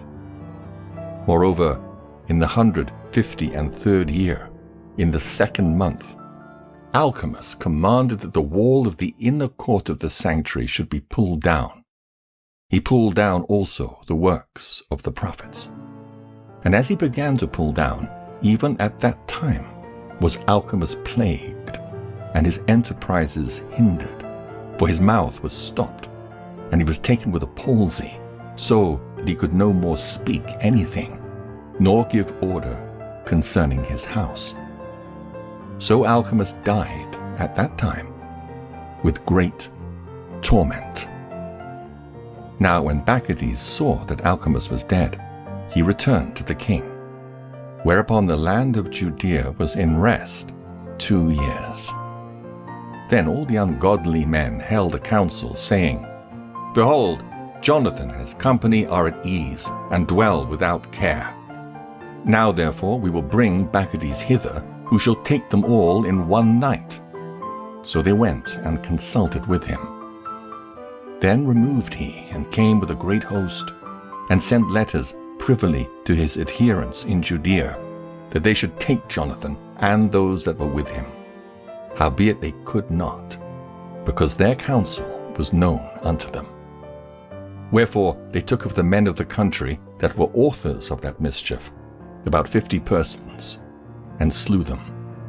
Afterward Jonathan and Simon and they that were with him got them away to Bethbasi, which is in the wilderness, and they repaired the decays thereof, and made it strong. Which thing, when Maccabees knew, he gathered together all his host, and sent word to them that were of Judea. Then went he and laid siege against Bethbasi, and they fought against it a long season, and made engines of war. But Jonathan left his brother Simon in the city, and went forth himself into the country, and with a certain number went he forth. And he smote Odaenaches and his brethren, and the children of Phasiron in their tent. And when he began to smite them, and came up with his forces, Simon and his company went out of the city, and burned up the engines of war, and fought against Maccabees, who was discomfited by them. And they afflicted him sore, for his counsel and travail was in vain. Wherefore he was very wroth at the wicked men that gave him counsel to come into the country, inasmuch as he slew many of them, and purposed to return to his own country. Whereof, when Jonathan had knowledge, he sent ambassadors unto him, to the end he should make peace with him, and deliver them the prisoners. Which thing he accepted, and did according to his demands, and sware unto him that he would never do him harm all the days of his life. When therefore he had restored unto him the prisoners that he had taken aforetime out of the land of Judea, he returned, and went his way into his own land, neither came he any more into their borders. Thus the sword ceased from Israel. But Jonathan dwelt at Maccabees, and began to govern the people, and he destroyed the ungodly men out of Israel. Chapter 10. In the 160th year, Alexander the son of Antiochus, surnamed Epiphanes, went up and took Ptolemais, for the people had received him, by means whereof he reigned there. Now when King Demetrius heard thereof, he gathered together an exceeding great host, and went forth against him to fight. Moreover, Demetrius sent letters unto Jonathan with loving words, so as he magnified him. For, said he, let us first make peace with him before he join with Alexander against us, else he will remember all the evils that we've done against him and against his brethren and his people. Wherefore he gave him authority to gather together an host, and to provide weapons, that he might aid him in battle. He commanded also that the hostages that were in the tower should be delivered him. Then came Jonathan to Jerusalem, and read the letters in the audience of all the people, and of them that were in the tower, who were sore afraid when they heard that the king had given him authority to gather together an host. Whereupon they of the tower delivered their hostages unto Jonathan, and he delivered them unto their parents. This done, Jonathan settled himself in Jerusalem, and began to build and repair the city.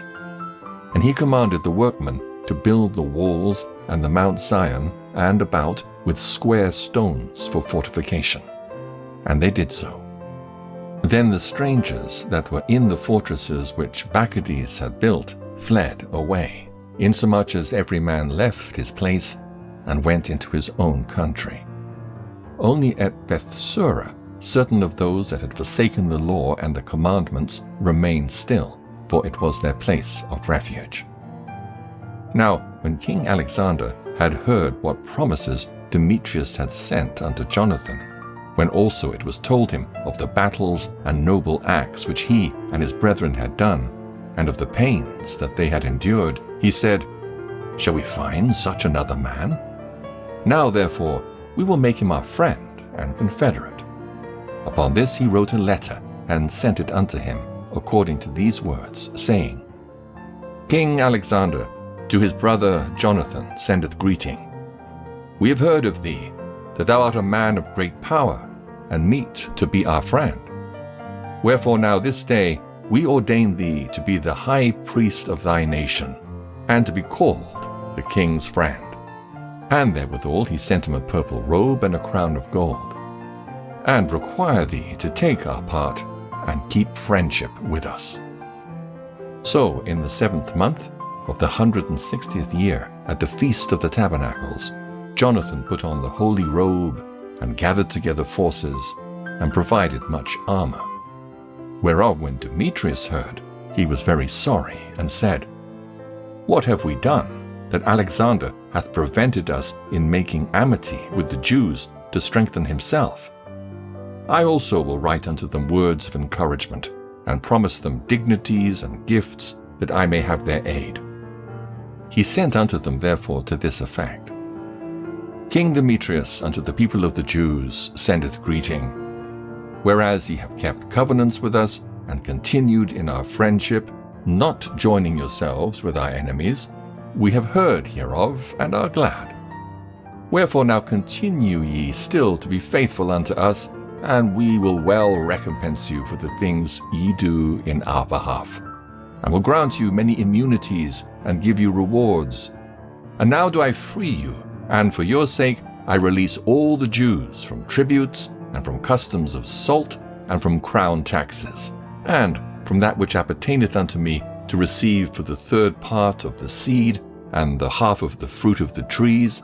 I release it from this day forth, so that they shall not be taken of the land of Judea, nor of the 3 governments which are added thereunto out of the country of Samaria and Galilee, from this day forth for evermore.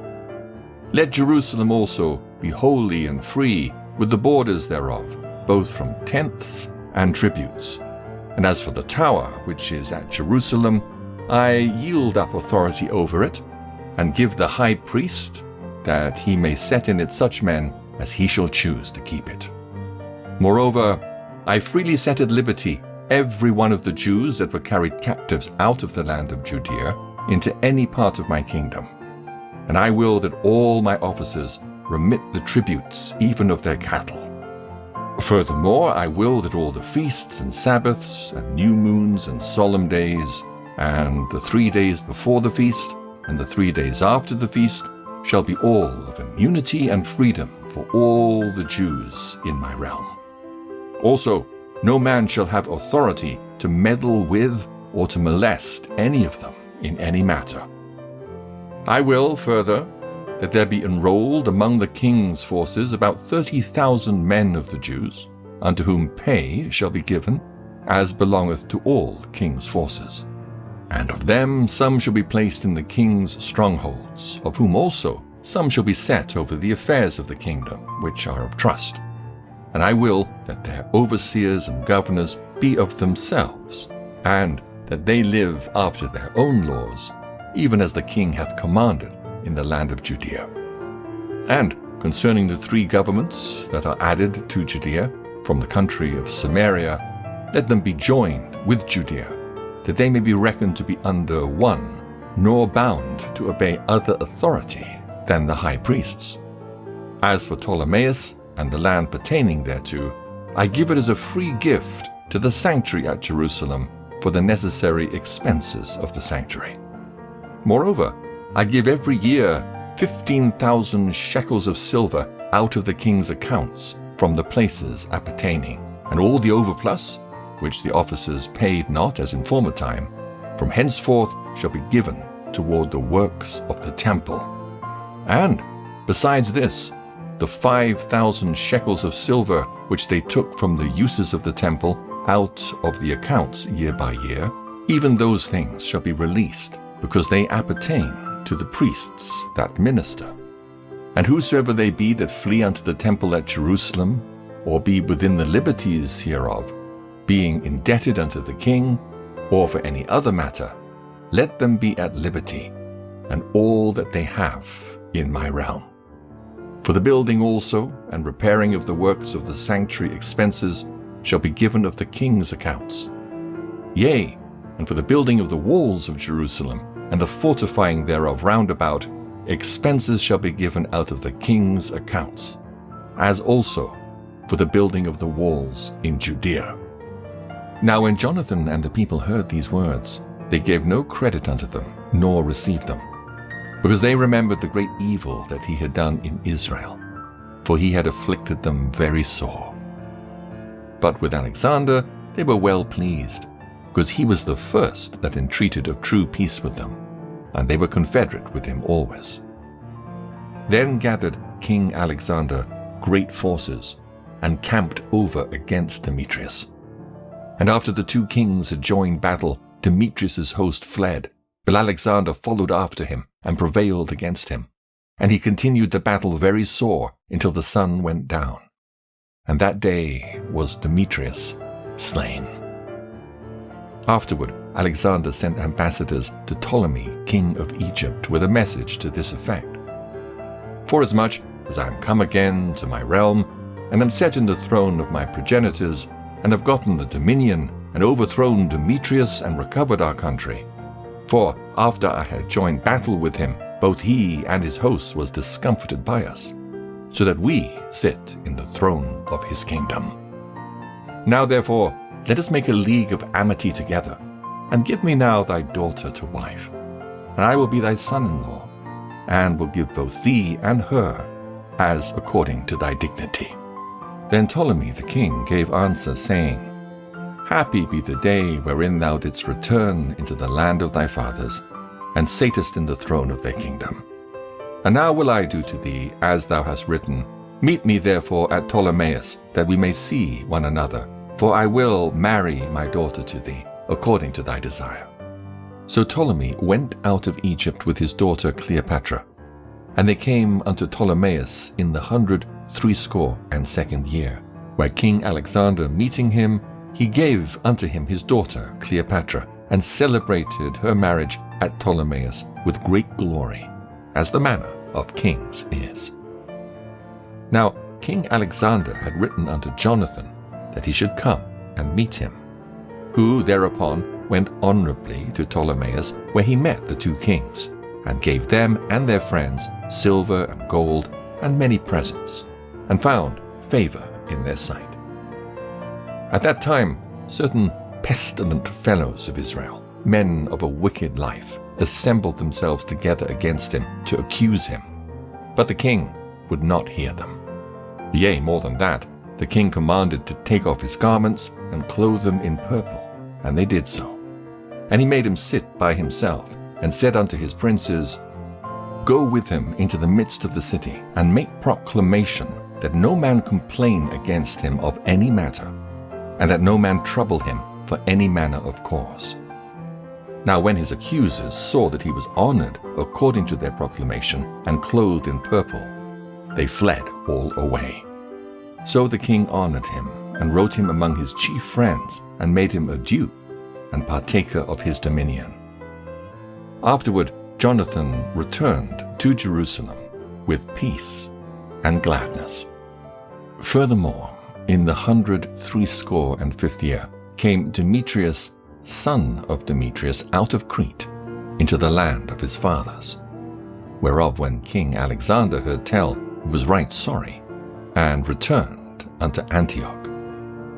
Then Demetrius made Apollonius, the governor of Celesyria, his general, who gathered together a great host, and camped in Jamnia, and sent unto Jonathan the high priest, saying, Thou alone liftest up thyself against us, and I am laughed to scorn for thy sake, and reproached. And why dost thou vaunt thy power against us in the mountains? Now therefore, if thou trustest in thine own strength, come down to us into the plain field, and there let us try the matter together, for with me is the power of the cities. Ask and learn who I am, and the rest that take our part, and they shall tell thee that thy foot is not able to flight in their own land.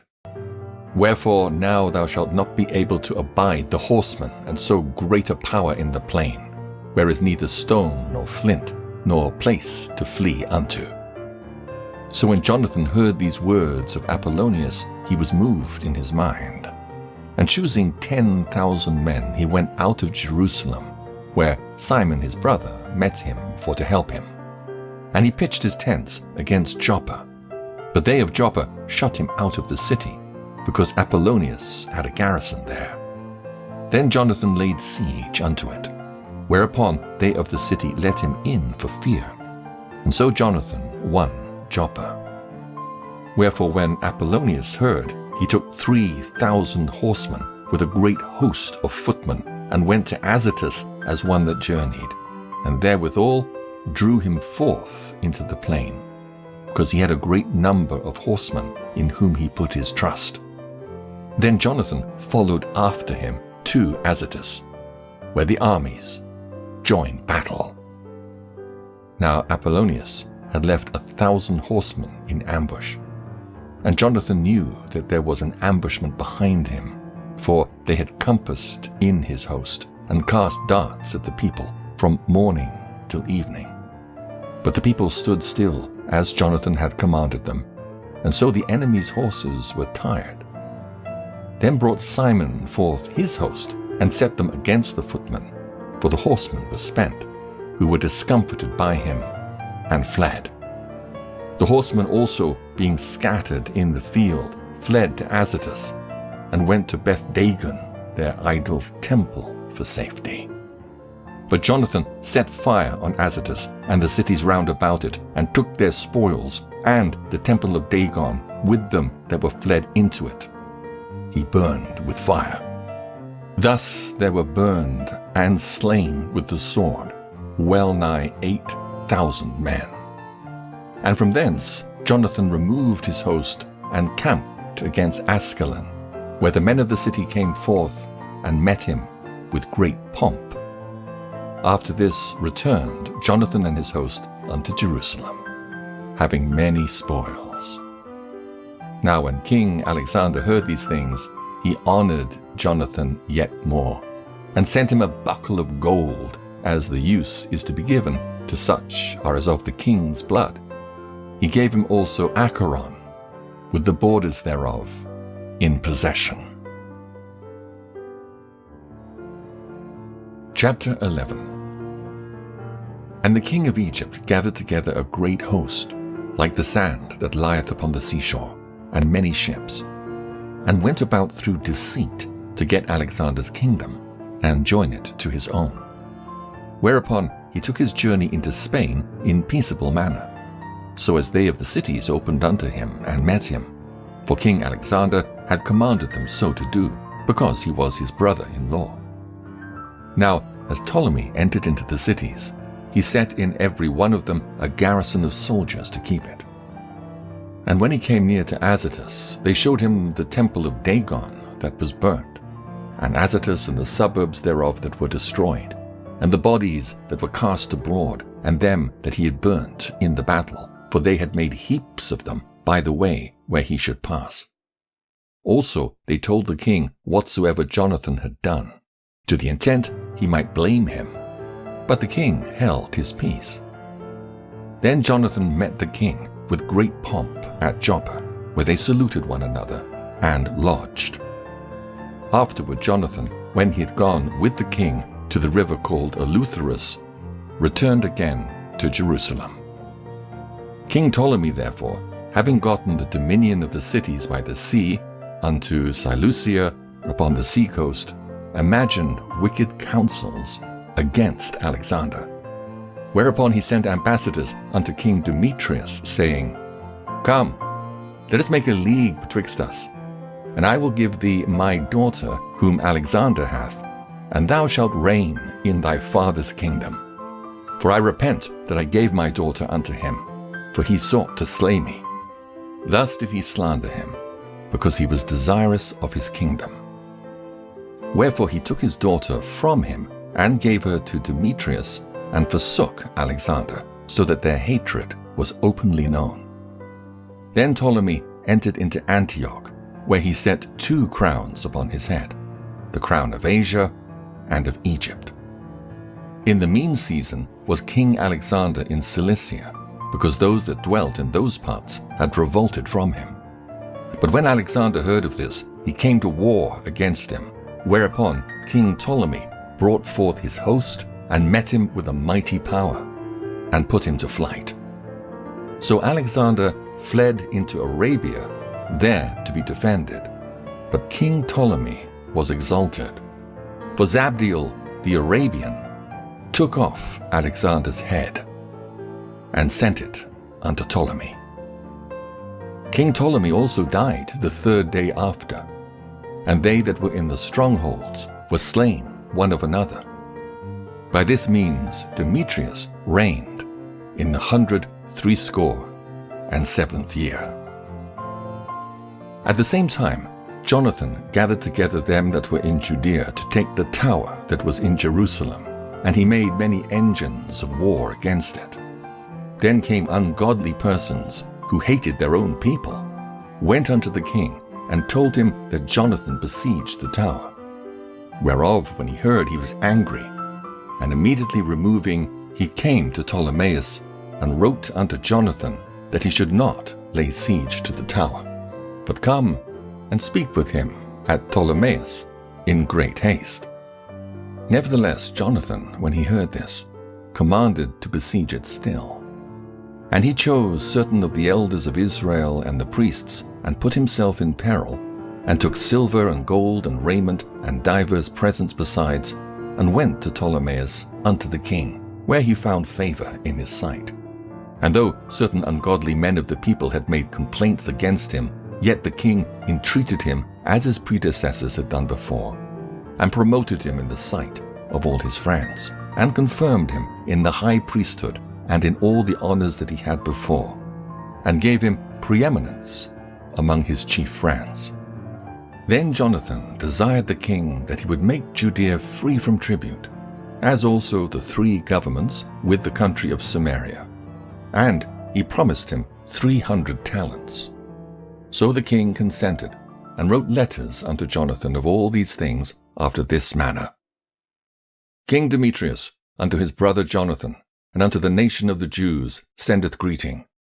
We send you here a copy of the letter which we did write unto our cousin Lasthenes concerning you, that ye might see it. King Demetrius unto his father Lasthenes sendeth greeting. We are determined to do good to the people of the Jews, who are our friends, and keep covenants with us, because of their good will toward us. Wherefore we have ratified unto them the borders of Judea, with the 3 governments of Ephrema and Lydda and Ramathaim, that are added unto Judea from the country of Samaria, and all things appertaining unto them, for all such as do sacrifice in Jerusalem, instead of the payments which the king received of them yearly aforetime out of the fruits of the earth and of trees. And as for other things that belong unto us, of the tithes and customs pertaining unto us, as also the salt pits and the crown taxes which are due unto us, we discharge them of them all for their relief. And nothing hereof shall be revoked from this time forth forever. Now therefore see that thou make a copy of these things, and let it be delivered unto Jonathan, and set upon the holy mount in a conspicuous place.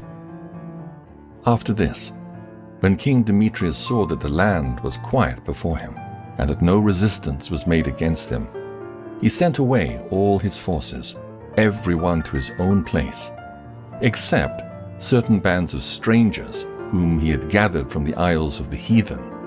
Wherefore all the forces of his fathers hated him. Moreover, there was one Tryphon, that had been of Alexander's part of 4, who, seeing that all the host murmured against Demetrius, went to Similcu the Arabian, that brought up Antiochus, the young son of Alexander, and lay sore upon him to deliver him, this young Antiochus, that he might reign in his father's stead. He told him therefore all that Demetrius had done, and how his men of war were at enmity with him, and there he remained a long season. In the meantime, Jonathan sent unto King Demetrius that he would cast those of the tower out of Jerusalem, and those also in the fortresses, for they fought against Israel. So Demetrius sent unto Jonathan, saying, I will not only do this for thee and thy people, but I will greatly honor thee and thy nation, if opportunity serve.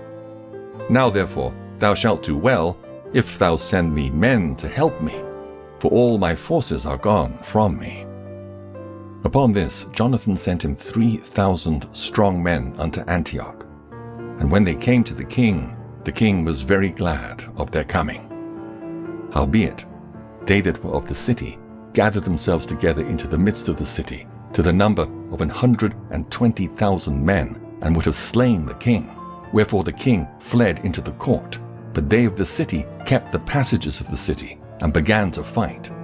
Then the king called to the Jews for help, who came unto him all at once, and dispersing themselves through the city, slew that day in the city to the number of 100,000.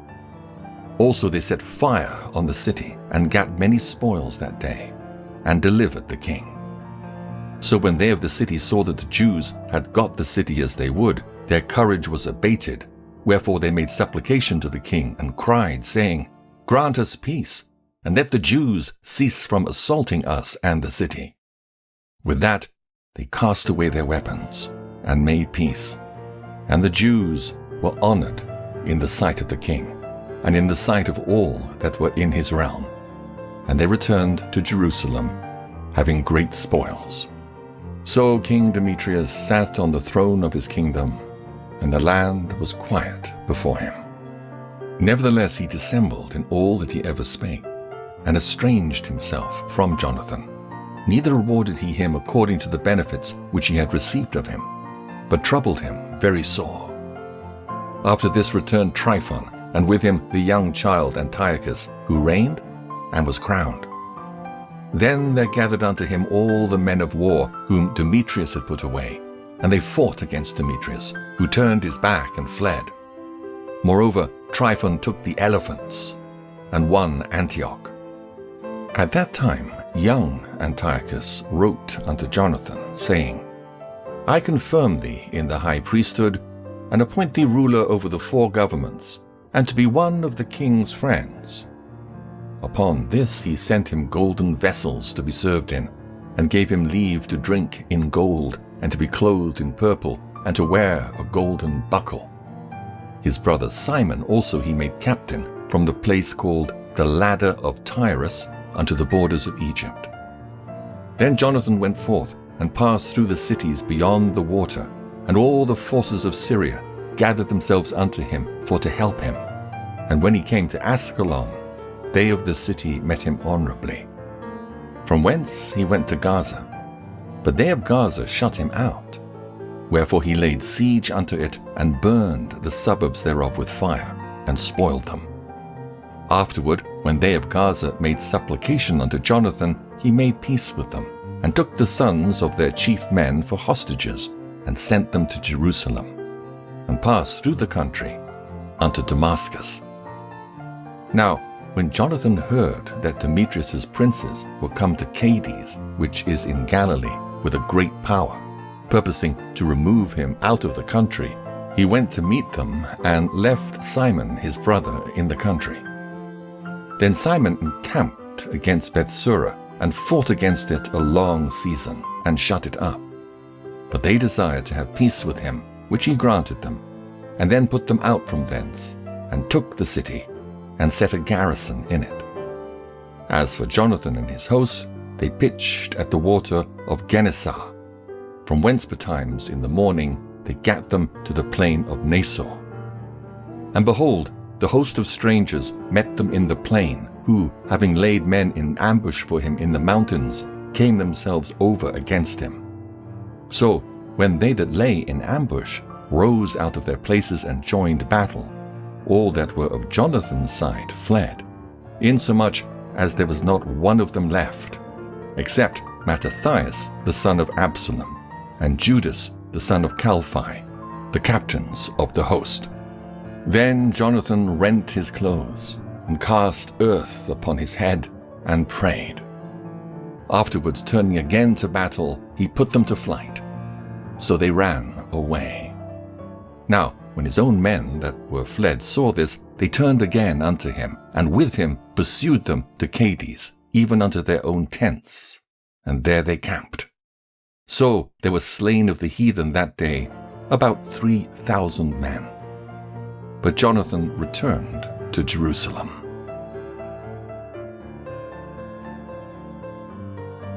Chapter 12. Now when Jonathan saw that time served him, he chose certain men and sent them to Rome, for to confirm and renew the friendship that they had with them. He sent letters also to the Lacedaemonians and to other places for the same purpose. So they went unto Rome, and entered into the Senate, and said, Jonathan the high priest, and the people of the Jews sent us unto you, to the end ye should renew the friendship which ye had with them, and league, as in former time. Upon this the Romans gave them letters unto governors of every place, that they should bring them into the land of Judea peaceably. And this is the copy of the letters which Jonathan wrote to the Lacedaemonians. Jonathan the high priest, and the elders of the nation, and the priests, and the other of the Jews, unto the Lacedaemonians, their brethren, send greeting.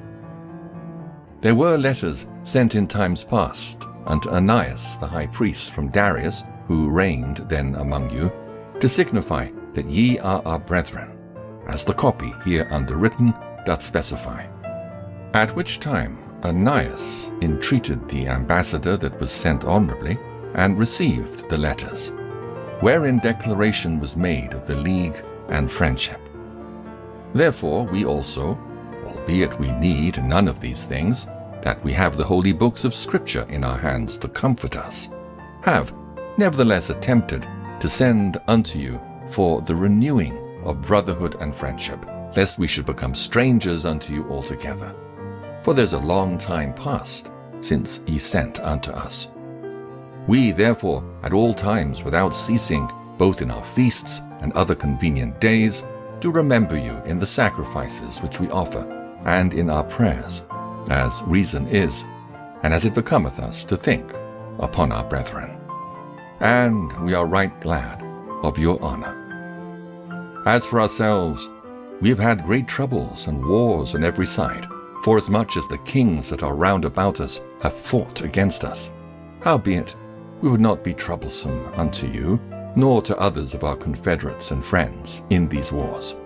For we have help from heaven that succoureth us, so as we are delivered from our enemies, and our enemies are brought under foot.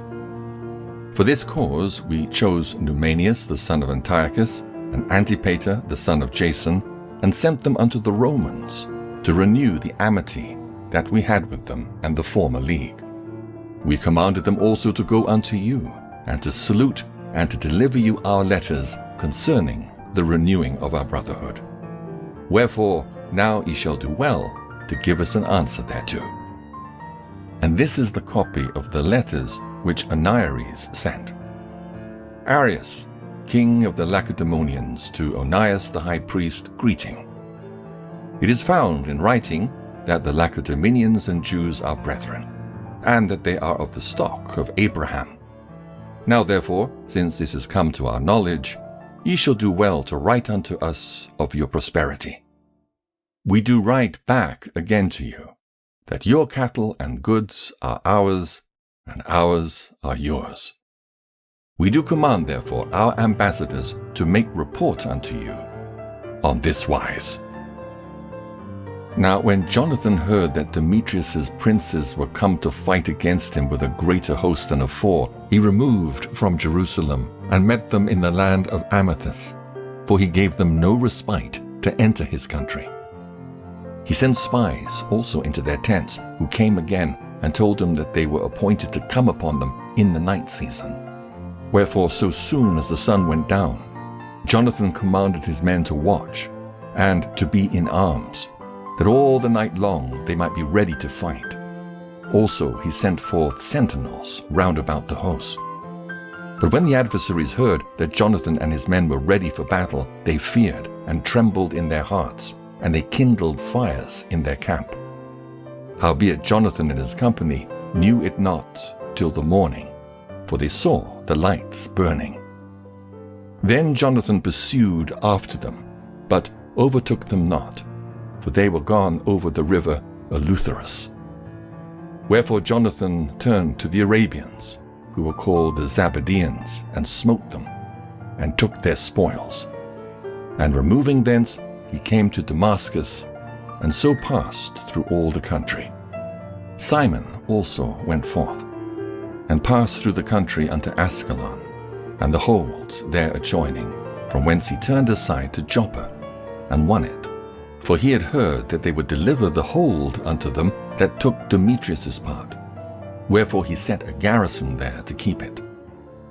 After this came Jonathan home again, and calling the elders of the people together, he consulted with them about building strongholds in Judea, and making the walls of Jerusalem higher, and raising a great mount between the tower and the city, for to separate it from the city, that so it might be alone, that men might neither sell nor buy in it. Upon this they came together to build up the city, forasmuch as part of the wall toward the brook on the east side was fallen down. And they repaired that which was called Caphanatha. Simon also set up Edida in Cephala, and made it strong with gates and bars. Now Tryphon went about to get the kingdom of Asia, and to kill Antiochus the king, that he might set the crown upon his own head. Howbeit, he was afraid that Jonathan would not suffer him, and that he would fight against him. Wherefore he sought a way how to take Jonathan, that he might kill him. So he removed and came to Bethsan. Then Jonathan went out to meet him with 40,000 men chosen for the battle, and came to Bethsan.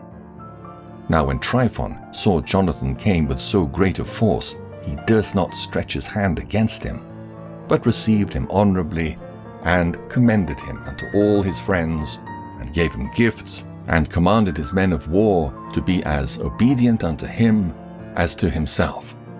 Unto Jonathan also he said, Why hast thou brought all this people to so great trouble, seeing there's no war betwixt us? Therefore send them now home again, and choose a few men to wait on thee, and come thou with me to Ptolemais, for I will give it thee, and the rest of the strongholds and forces, and all that have any charge. As for me, I will return and depart, for this is the cause of my coming." So Jonathan, believing him, did as he bade him, and sent away his host, who went into the land of Judea. And with himself he retained but 3,000 men, of whom he sent 2,000 into Galilee, and 1,000 went with him. Now, as soon as Jonathan entered into Ptolemais, they of Ptolemais shut the gates, and took him, and all them that came with him they slew with the sword. Then sent Tryphon an host of footmen and horsemen into Galilee and into the great plain to destroy all Jonathan's company. But when they knew that Jonathan and they that were with him were taken and slain, they encouraged one another and went close together, prepared to fight. They therefore that followed upon them, perceiving that they were ready to fight for their lives, turned back again. Whereupon they all came into the land of Judea peaceably. And there they bewailed Jonathan and them that were with him, and they were sore afraid. Wherefore all Israel made great lamentation. Then all the heathen that were round about then sought to destroy them, for they said, "They have no captain, nor any to help them. Now therefore let us make war upon them, and take away their memorial from among men." Chapter 13.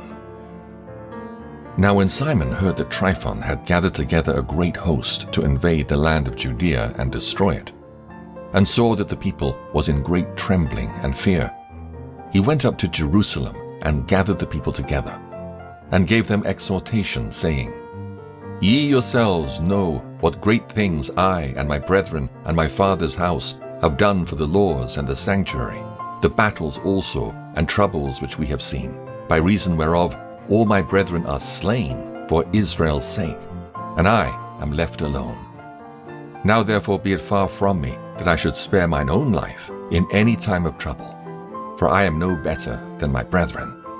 Doubtless I will avenge my nation and the sanctuary and our wives and our children, for all the heathen are gathered to destroy us of very malice."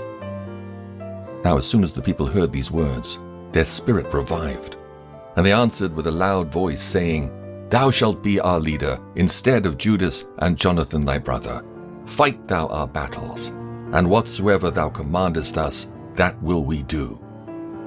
So then he gathered together all the men of war, and made haste to finish the walls of Jerusalem, and he fortified it round about. Also he sent Jonathan the son of Absalom, and with him a great power, to Joppa, who casting out them that were therein, remained there in it. So Tryphon removed from Ptolemais with a great power, to invade the land of Judea, and Jonathan was with him in ward. But Simon pitched his tents at Adida, over against the plain. Now when Tryphon knew that Simon was risen up instead of his brother Jonathan, and meant to join battle with him, he sent messengers unto him, saying, "Whereas we have Jonathan thy brother in hold, it is for money that he is owing unto the king's treasure concerning the business that was committed unto him. Wherefore now send 100 talents of silver, and 2 of his sons for hostages, that when he is at liberty he may not revolt from us, and we will let him go." Hereupon Simon, albeit he perceived that they spake deceitfully unto him, yet sent he the money and the children, lest peradventure he should procure to himself great hatred of the people, who might have said, "Because I sent him not the money and the children, therefore is Jonathan dead." So he sent them the children and the 100 talents. Howbeit Tryphon dissembled, neither would he let Jonathan go. And after this came Tryphon to invade the land and destroy it, going round about by the way that leadeth unto Adora. But Simon and his host marched against him in every place, wheresoever he went. Now they that were in the tower sent messengers unto Tryphon, to the end that he should hasten his coming unto them by the wilderness, and send them victuals. Wherefore Tryphon made ready all his horsemen to come that night. But there fell a very great snow, by reason whereof he came not. So he departed, and came unto the country of Galaad. And when he came near to Bascama, he slew Jonathan, who was buried there. Afterward Tryphon returned, and went into his own land. Then sent Simon, and took the bones of Jonathan his brother, and buried them in Modin, the city of his fathers. And all Israel made great lamentation for him, and bewailed him many days. Simon also built a monument upon the sepulchre of his father and his brethren, and raised it aloft to the site, with hewn stone behind and before. Moreover, he set up 7 pyramids, one against another, for his father and his mother and his 4 brethren. And in these he made cunning devices, about the which he set great pillars, and upon the pillars he made all their armor, for a perpetual memory. And by the armor ships carved, that they might be seen of all that sail on the sea. This is the sepulchre which he made at Modin, and it standeth yet unto this day. Now Tryphon dealt deceitfully with the young king Antiochus, and slew him. And he reigned in his stead, and crowned himself king of Asia, and brought a great calamity upon the land. Then Simon built up the strongholds in Judea, and fenced them about with high towers and great walls and gates and bars, and laid up victuals therein. Moreover, Simon chose men, and sent to King Demetrius, to the end he should give the land an immunity, because all that Tryphon did was to spoil. Unto whom King Demetrius answered, and wrote after this manner: King Demetrius, unto Simon the high priest and friend of kings, as also unto the elders and nation of the Jews, sendeth greeting. The golden crown and the scarlet robe which ye sent unto us we have received, and we are ready to make a steadfast peace with you, yea, and to write unto our officers to confirm the immunities which we have granted. And whatsoever covenants we have made with you shall stand, and the strongholds which ye have builded shall be your own. As for any oversight or fault committed unto this day, we forgive it, and the crown tax also which ye owe us. And if there were any other tribute paid in Jerusalem, it shall no more be paid. And look, who are meet among you to be in our court, let them be enrolled, and let there be peace betwixt us. Thus the yoke of the heathen was taken away from Israel in the 170th year. Then the people of Israel began to write in their instruments and contracts in the 1st year of Simon the high priest, the governor and leader of the Jews. In those days Simon camped against Gaza and besieged it round about. He made also an engine of war, and set it by the city, and battered a certain tower, and took it. And they that were in the engine leaped into the city, whereupon there was a great uproar in the city, insomuch as the people of the city rent their clothes, and climbed upon the walls with their wives and children, and cried with a loud voice, beseeching Simon to grant them peace. And they said, Deal not with us according to our wickedness, but according to thy mercy. So Simon was appeased toward them, and fought no more against them, but put them out of the city, and cleansed the houses wherein the idols were, and so entered into it with songs and thanksgiving. Yea, he put all uncleanness out of it, and placed such men there as would keep the law, and made it stronger than it was before, and built therein a dwelling place for himself. They also of the tower in Jerusalem were kept so strait that they could neither come forth, nor go into the country, nor buy, nor sell. Wherefore they were in great distress for want of victuals, and a great number of them perished through famine. Then cried they to Simon, beseeching him to be at one with them, which thing he granted them. And when he had put them out from thence, he cleansed the tower from pollutions, and entered into it the 23rd day of the 2nd month, in the 170th and first year, with thanksgiving and branches of palm trees, and with harps and cymbals and with viols and hymns and songs, because there was destroyed a great enemy out of Israel. He ordained also that that day should be kept every year with gladness.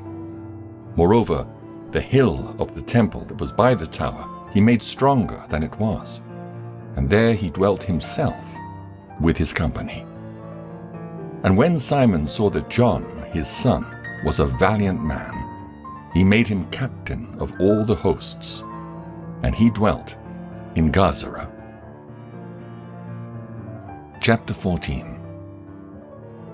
Now in the 163 year, King Demetrius gathered his forces together and went into Media to get him help to fight against Tryphon. But when Arsaces, the king of Persia and Media, heard that Demetrius was entered within his borders, he sent one of his princes to take him alive, who went and smote the host of Demetrius, and took him and brought him to Arsaces, by whom he was put in ward. As for the land of Judea, that was quiet all the days of Simon, for he sought the good of his nation in such wise as that evermore his authority and honor pleased them well. And as he was honorable in all his acts, so in this, that he took Joppa for an haven, and made an entrance to the isles of the sea, and enlarged the bounds of his nation, and recovered the country, and gathered together a great number of captives, and had the dominion of Gazara and Bethsura and the tower, out of the which he took all uncleanness, neither was there any that resisted him. Then they did till their ground in peace, and the earth gave her increase, and the trees of the field their fruit. The ancient men sat all in the streets, communing together of good things, and the young men put on glorious and warlike apparel. He provided victuals for the cities, and set in them all manner of munition, so that his honorable name was renowned unto the end of the world. He made peace in the land, and Israel rejoiced with great joy. For every man sat under his vine and his fig tree, and there was none to fray them. Neither was there any left in the land to fight against them. Yea, the kings themselves were overthrown in those days. Moreover, he strengthened all those of his people that were brought low. The law he searched out, and every contemner of the law and wicked person he took away. He beautified the sanctuary, and multiplied vessels of the temple. Now, when it was heard at Rome, and as far as Sparta, that Jonathan was dead, they were very sorry. But as soon as they heard that his brother Simon was made high priest in his stead, and ruled the country and the cities therein, they wrote unto him in tables of brass to renew the friendship and league which they had made with Judas and Jonathan his brethren, which writings were read before the congregation at Jerusalem. And this is the copy of the letters that the Lacedaemonians sent.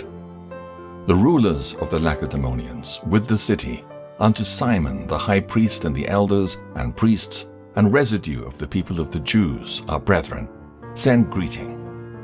The ambassadors that were sent unto our people certified us of your glory and honor, wherefore we were glad of their coming, and did register the things that they spake in the council of the people in this manner.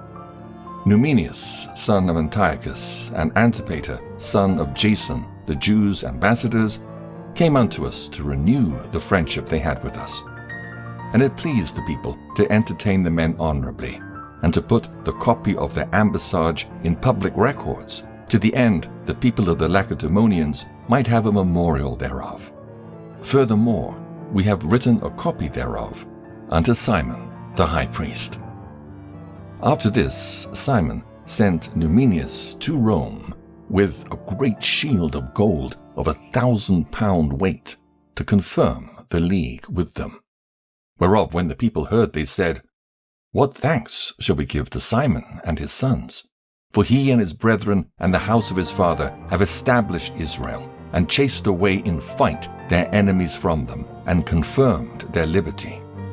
So then they wrote it in tables of brass, which they set upon pillars in Mount Zion. And this is the copy of the writing. The 18th day of the month Elul, in the 163 year, being the 3rd year of Simon the high priest, at Saramel, in the great congregation of the priests and people and rulers of the nation and elders of the country, were these things notified unto us. Forasmuch as oftentimes there have been wars in the country, wherein for the maintenance of their sanctuary and the law, Simon the son of Mattathias, of the posterity of Jarib, together with his brethren, put themselves in jeopardy, and resisting the enemies of their nation, did their nation great honor. For after that Jonathan, having gathered his nation together and been their high priest, was added to his people, their enemies prepared to invade their country, that they might destroy it and lay hands on the sanctuary.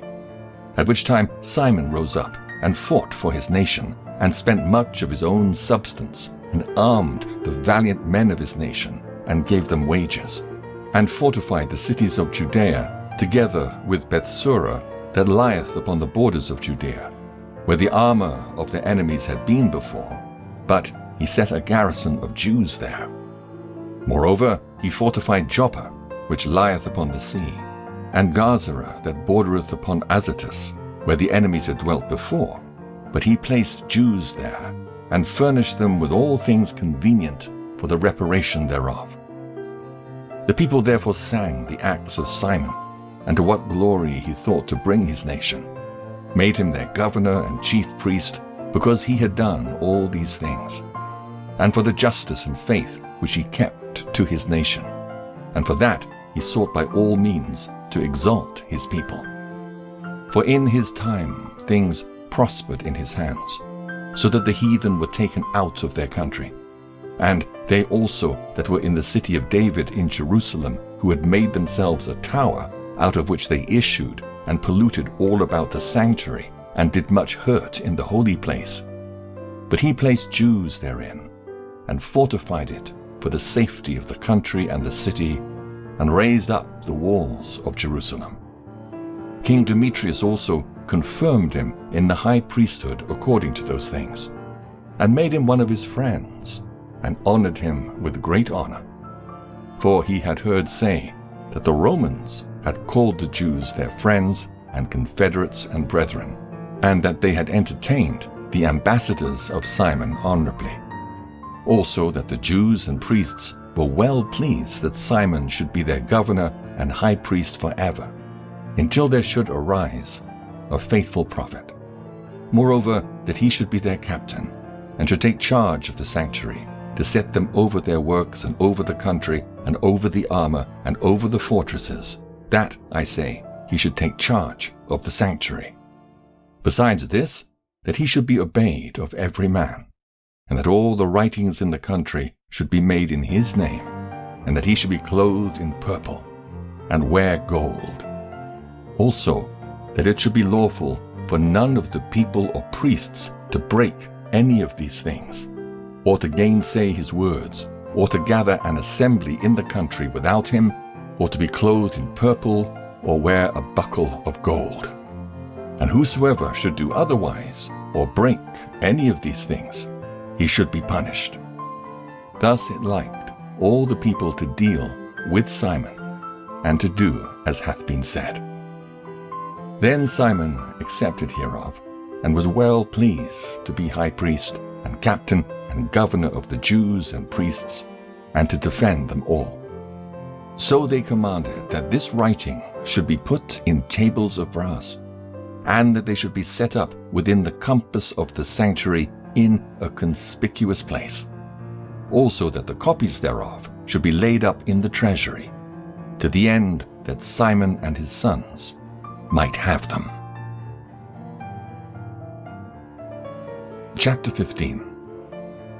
Moreover, Antiochus, son of Demetrius the king, sent letters from the isles of the sea unto Simon the priest and prince of the Jews, and to all the people. The contents whereof were these: King Antiochus, to Simon the high priest and prince of his nation, and to the people of the Jews, greeting. Forasmuch as certain pestilent men have usurped the kingdom of our fathers, and my purpose is to challenge it again, that I may restore it to the old estate, and to that end have gathered a multitude of foreign soldiers together, and prepared ships of war. My meaning also being to go through the country, that I may be avenged of them that have destroyed it, and made many cities in the kingdom desolate. Now therefore I confirm unto thee all the oblations which the kings before me granted thee, and whatsoever gifts besides they granted. I give thee leave also to coin money for thy country with thine own stamp. And as concerning Jerusalem and the sanctuary, let them be free, and all the armor that thou hast made, and the fortresses that thou hast built and keepest in thine hands, let them remain unto thee. And if anything be or shall be owing to the king, let it be forgiven thee from this time forth for evermore.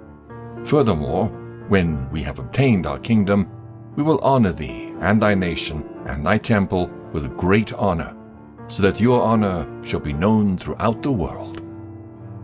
In the 114th year went Antiochus into the land of his fathers, at which time all the forces came together unto him, so that few were left with Tryphon.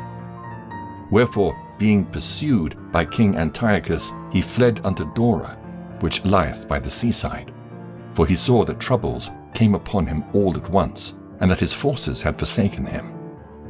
Then camped Antiochus against Dora, having with him 120,000 men of war, and 8,000 horsemen. And when he had compassed the city round about, and joined ships close to the town on the seaside, he vexed the city by land and by sea, neither suffered he any to go out or in.